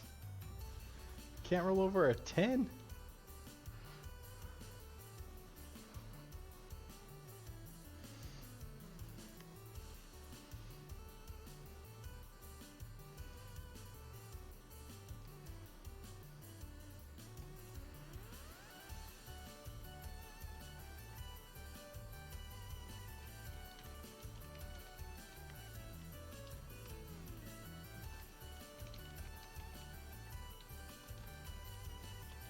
Okay, there we go. I think it's working now. So, initiatives.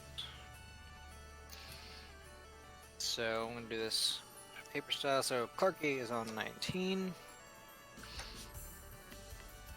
Mine's a 9. Okay. Who wants to go first between you and Cleve? You go first. Please. Okay, I'll go first. Actually, I'll go first so I can give you help if I need to. Okay.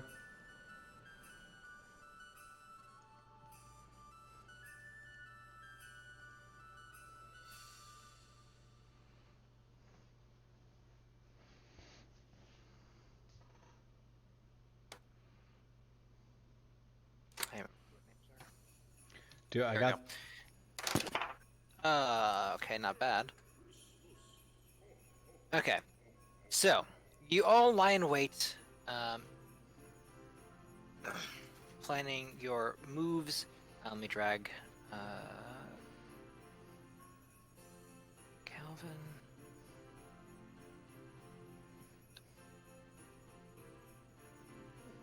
Okay, you can control your token, Ben. Yes, I can. Okay, so you're where you want to be. Clarky, do you have a token? I just had Braz. That works. So are they already where they want to be? No. Yeah, so move yourselves around a bit, and I mean, you're just waiting for. Where's he coming in from again? The bedroom, right? Yes.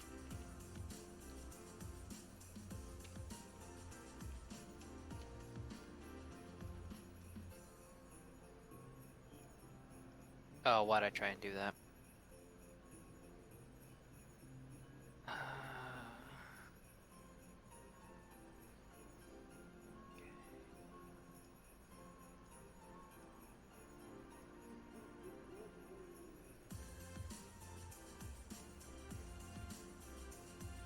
Perfect. How do you guys get your hit points to float above your head like that? If you go to your token settings. Like if you double click your token, you can put the first bar to like blank of blank. If you just put in your HP, it'll go there. Info. Object tokens.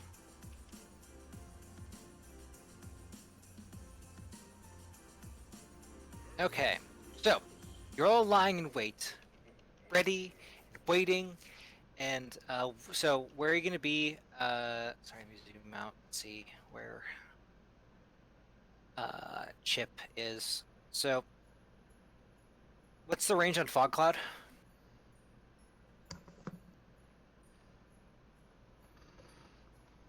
Well, she cast it in there, and then we walked out. Oh, okay, cool, dope. All right, so, Okay. you all hear a kind of like arcane burst, like ho ho, holy shit! As there is breaking of glass and slipping, and a natural one, as Yeah. there is sounds of incredible pain and stickiness as this figure bursts through the door to the top of the stairs, and that's a 3. Stumbles out of the fox, opens the door. The fog cloud extends out of that room. They take a step down the stairs, slipping, head over heels, covering themselves in oil, flipping and sliding and slamming down the bottom of the stairs into the snare. And what is your DC, Cindy? My DC. Mm-hmm. Is it higher than 10? Hold on. It's gotta be. She could have a negative wisdom modifier. I don't know. No, my I have to do a wait, what am I doing now? I'm messing with your spell save Jesus DC. Christ. It's a 12. Okay, so he fails the snare and is dropped into that. So, in a matter of moments, you see this fat suit wearing, scrawny looking shadow of the ethereal form you saw giving announcements, all jolly and jovial, now dangling by an ankle in a snare covered in glue, blood, and oil. Clarky, it is your turn.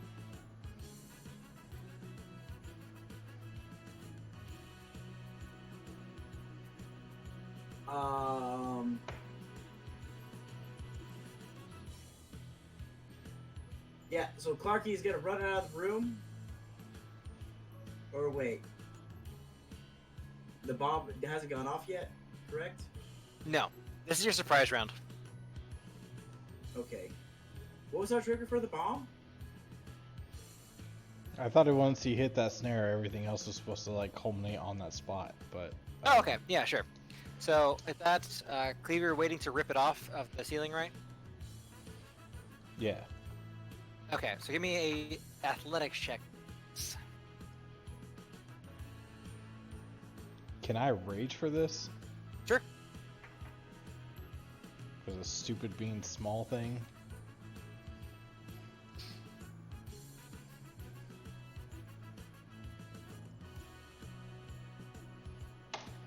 Mm, 10.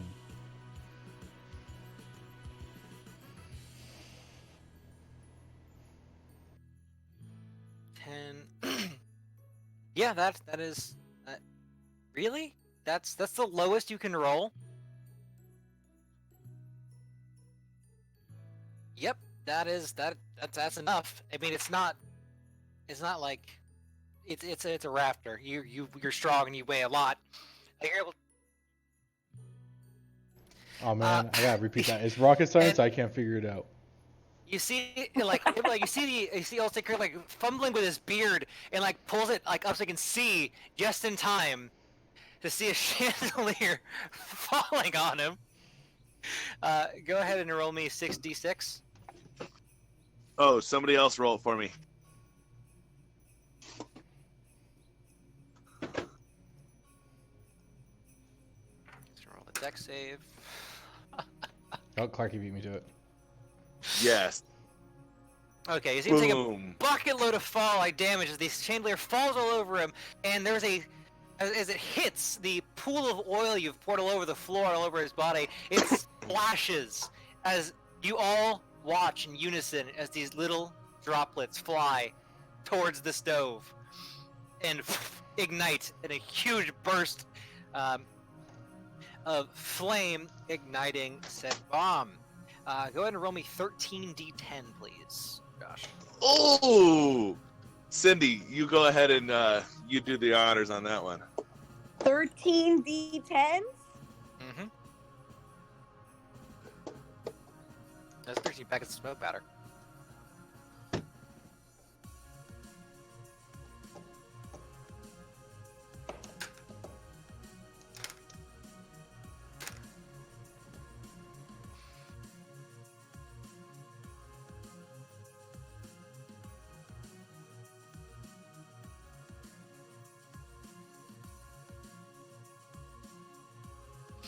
Uh, 58, sir. oof.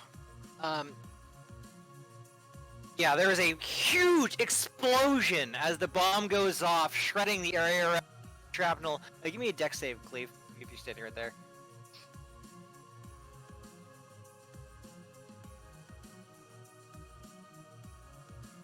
And yes, I suppose you can see this coming. God damn! You're able to duck behind the pillar, which is now ruined and covered in the remnants of the iron chandelier. And that will bring us to the top of the round of Clarky. Yeah. So, you're how? So you were how high up was it, or was it just like on tension around the pole?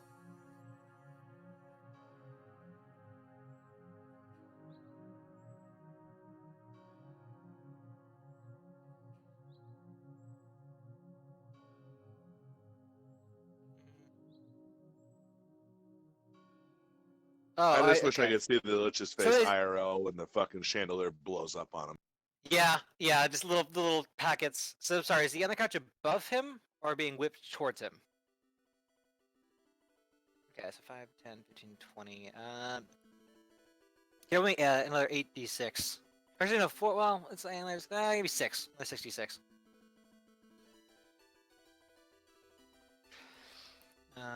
Jesus.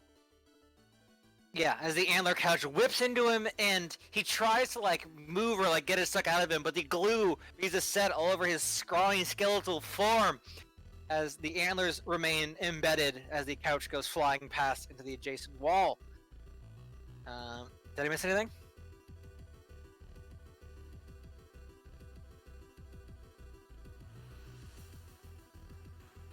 I'm gonna. Yeah, I'm gonna. If you can have the snare trap, we'll get to those. Okay, so that'll bring us to the top with Clarky. There is still dangling by his ankle a very unhappy lich.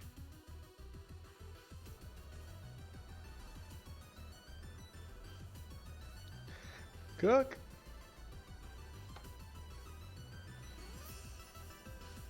Cook, are you there, Cook? Yeah, I forgot my push to talk. Been talking this whole time. Yeah, Clarky will burst out of the room, flailing about as he runs over the top of the railing above where the lich is, and he's going to toss his blanket over on top of the lich. That's an object interaction. We do have to dash to get there. And what? Go on. That's what he does then. He just shoves the folded blanket off the railing onto the lich's head. Intending to blind him, or did you treat it with something? The point was to blind him. Perfect. Yeah. I mean, it lands on his foot and it just drapes over his body as he's upside down. There you go. That's it for Clarky. Pinata. All right. Okay. So. Fuck. Okay. Think. A lot of things at my disposal, but I do not have line of sight, and I'm restrained.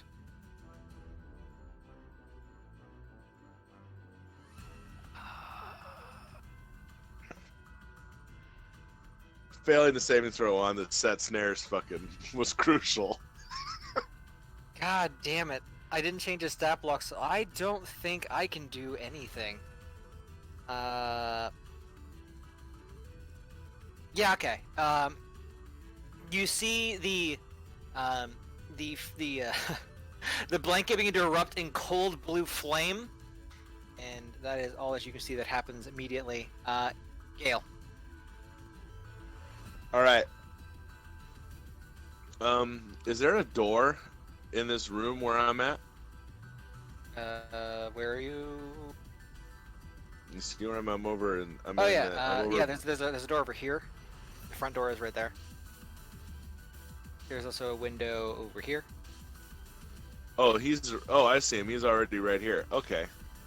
So I'm gonna go 1, 2, 3.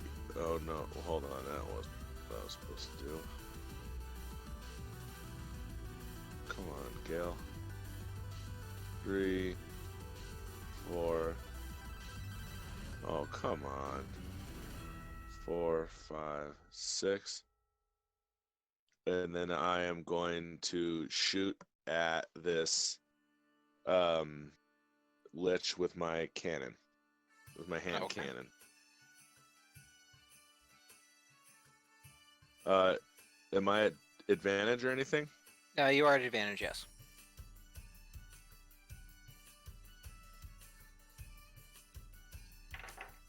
Yeah, it is.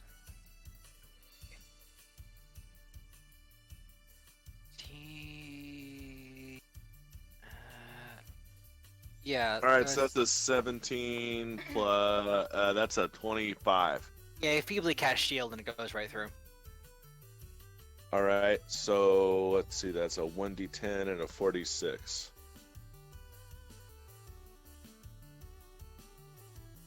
So that's 6.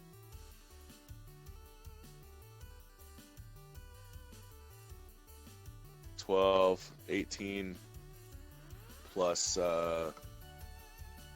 3. So 21 points of damage.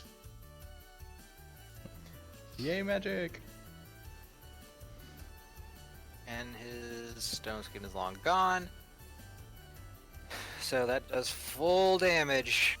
As it just pierces through the blanket. And he's like, ah! Yeah. And then I'm going to use my bonus action to give Cleave advantage on his attack. By basically yelling that the time is now. Strike while the iron is hot. It's now or never. All right. Cleave, you're up.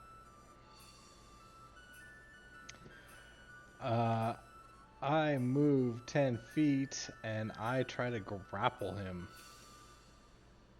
All right. Come on with strength.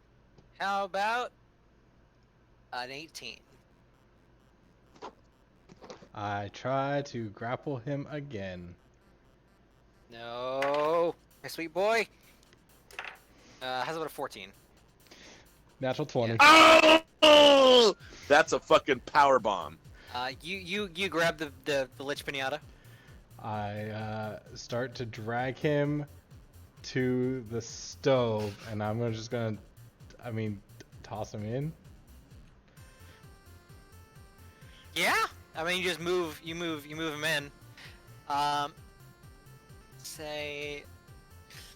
What, you're tossing him into the stove? Yeah, it's on fire. It's going. There's hot metals and stuff in there. Like, I'm just like alley-oop into the stove kind of thing. I mean, He says alley-oop. Yeah, everybody, each one of you roll me a d10. Oh man, my fucking stove. Oh, I got so excited. I just minimized my windows.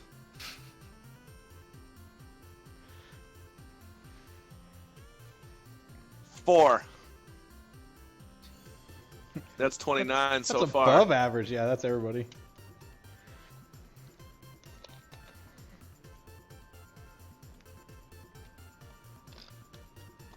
Okay, yeah, there's incineration noise. That guy's just screaming in confusion and horror How could this have gone so wrong in less than 6 seconds? And he's burning, but still, I mean, the carpet's on fire too. I'm assuming, just burning him. yeah, the wood floor. Everything's on fire, honestly. That's fine. I'm raging. Like, I don't care. Yeah, I had a feeling. Anything else? That's me. Cindy, you gotta run over and pump a couple rounds. Yeah. Chip, can you bring it home? I don't think I can get there fast enough. You said you have Misty Step. Yeah, but Misty Step only takes me. 30 feet. I don't know where the door is. I'm assuming here. Yeah, this appears. I mean, that looks like a doorknob. All right, well. 30. I mean, But that's I- action right there. Oh no, it's a I don't bonus want to action, be. okay. I don't want to be a stickler or anything, but like, those squares are, because that would be some of the biggest fucking chairs I've ever seen. Nah, man, they're Ben size. That would mean, yeah, exactly. That's Yeah. what I'm saying. That would mean this is some fee-fi fo-fum type shit going then on what? in here.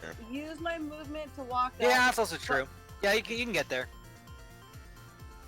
Just Misty I Step was- downstairs. I think I I mean, ended up trying to size it to the doors to be in the 5-foot square, but obviously it's a little smaller. Well, honestly, like for being in the gnome, I think they're perfect squares for me. Yeah, I mean, yeah, this is yeah, it is to scale. For me, yes. Yeah. Oh shit! I forgot we're tiny. Does that reduce our movement speed? That's what I'm No. saying. Okay. Just the most terrifying part about reduce. Yeah. So- Yay. So at this point, Danny, I use Misty Step and all my movements to get up to where he's at. Correct? Yeah, because you can basically just see down from the upper level and see the floor and just poop down there. Poof down there, sorry. Alright, Okay. your target is restored. I'm going to pull out my pistol and aim it at the back of his back since his head is in the oven. And I'm Remember, going you to... you can't do your special damage because you can't bonus action. Oh, I know. Okay.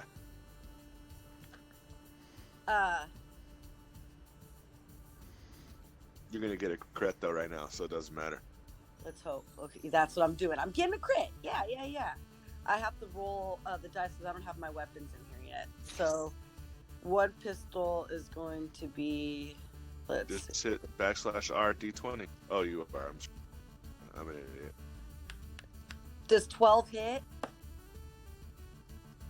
Is that with advantage? No, that is not with advantage. Hold on. 13. Do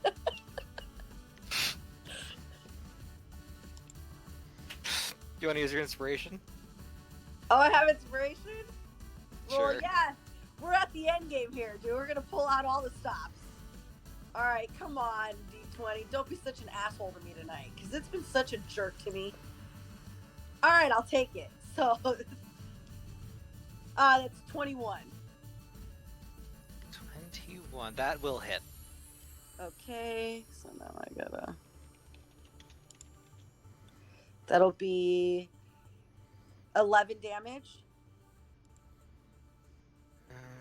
Okay. And is there a sneak attack on that as well? No. As Oh, a, you're no, right. not as a ranger. Now, as Oh, a ranger, yeah, the though, I Horizon get Walker. my minor illusion counts as a cantrip, correct? Minor illusion is a cantrip, yes. I want to. Oh, I can't do anything, huh? I wanted to do something funny. Never mind. I can't do it. I'm out of movements and actions. Let's go. Okay. He's heavily wounded, but still somehow alive. Hey, get him back in that stove. He's still in there. Clarky, top of the round.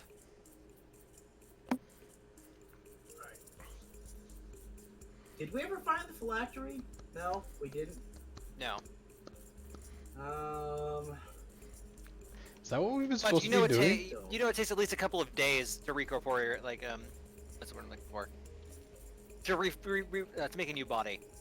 So at least it buys you at least a day or two while he reforms. I Is a mean, lich a person? no. Undead. So it's not humanoid. No. Got it. Liches aren't people. People, just so you know. Um.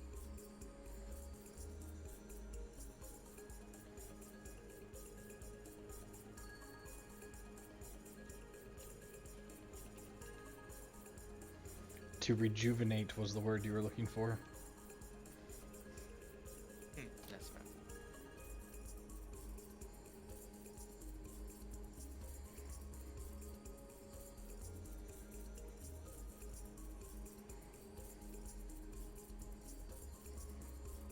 By the way, you guys don't know this, but we've had Christmas music playing this entire time, and it's epic.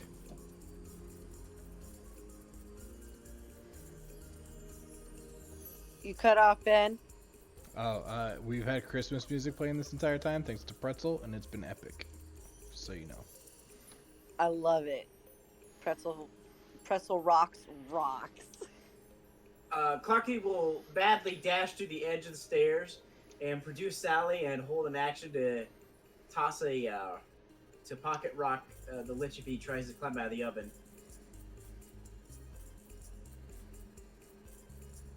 That's it for Clarky. Did you just say you produced Sally? Yes, Sally the Sling. Got it, okay.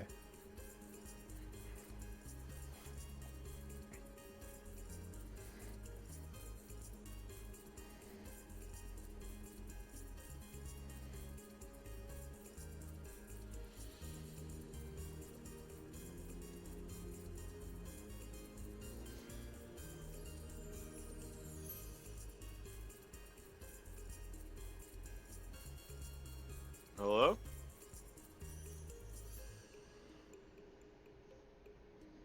It went silent. I know. What do we got going? What I are we don't waiting on? know. The lich just moved, but I don't know. Danny's not talking. Oh, sorry, I was muted. So he misty steps out of the grasp, and now you can see, and it's out of the snare, and onto the stairs, Isn't he raising still his blinded? arms. No, why would he? No. Okay. I say the blanket was incinerated in the stove. That's fast. Well, it's 100% fleece. It's now fused to him. Right? Now he's got a blanket skin. He's a flitch. That's a little crispy, extra crispy. Alright, Clarky. All right, so he came out of the oven. Yeah. Okay. Yeah, then we're gonna pocket rock him.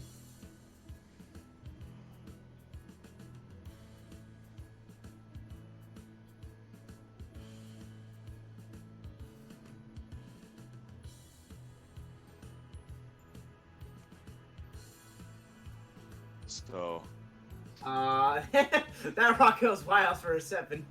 Yes, that does. That does miss. It's all power, no aim. Clarky, you alright. got an inspiration. Use it. Yeah. Oh, yeah, I will use that. You got one for being funny. You made it funny earlier. How's a 14? 14, I do not believe will do it. No, it will not get there. He put his mage armor in the morning like a good boy. Okay, so then he gets his action. He's gonna go ahead and okay, had to get out of there using that. Gonna throw back a fire bolt at Cleave. 16 hit. No. God damn it. Gale. All right, I'm going to. Let's see.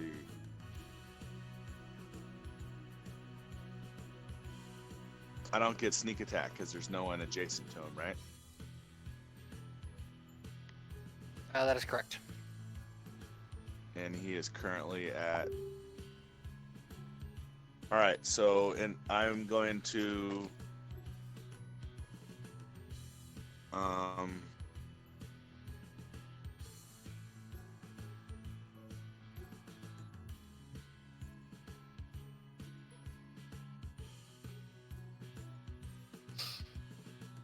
I am going to shoot him with my gun anyways.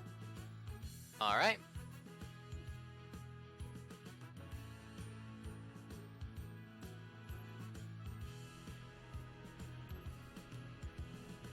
That is a 23. Yeah, that will hit him with the shield.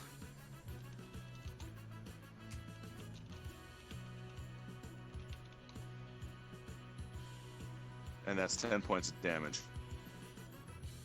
Still kicking. Cleave. I'm gonna go cleave him. I charge towards him. Advantage. I give him advantage I too. recklessly attack. You can give somebody else advantage. Okay. We'll see if there is a someone else.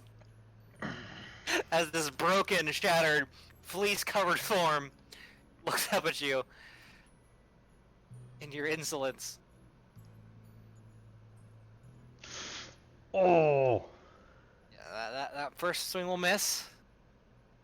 Do you just cleave part of the staircase entirely away? Just swinging for home. That will get there. 30 points of damage. As the radiant kind of burst comes out the great axe, the All-Saint Crick is split in twain and bursts in a shower of ashes, green and red sparks, and the Lich has been defeated.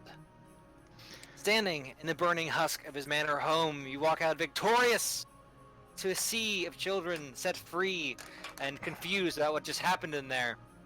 Can I, as we're walking out of the room, I want a minor illusion, and I want to have it say, "Keep the change, you filthy animal." Beautiful.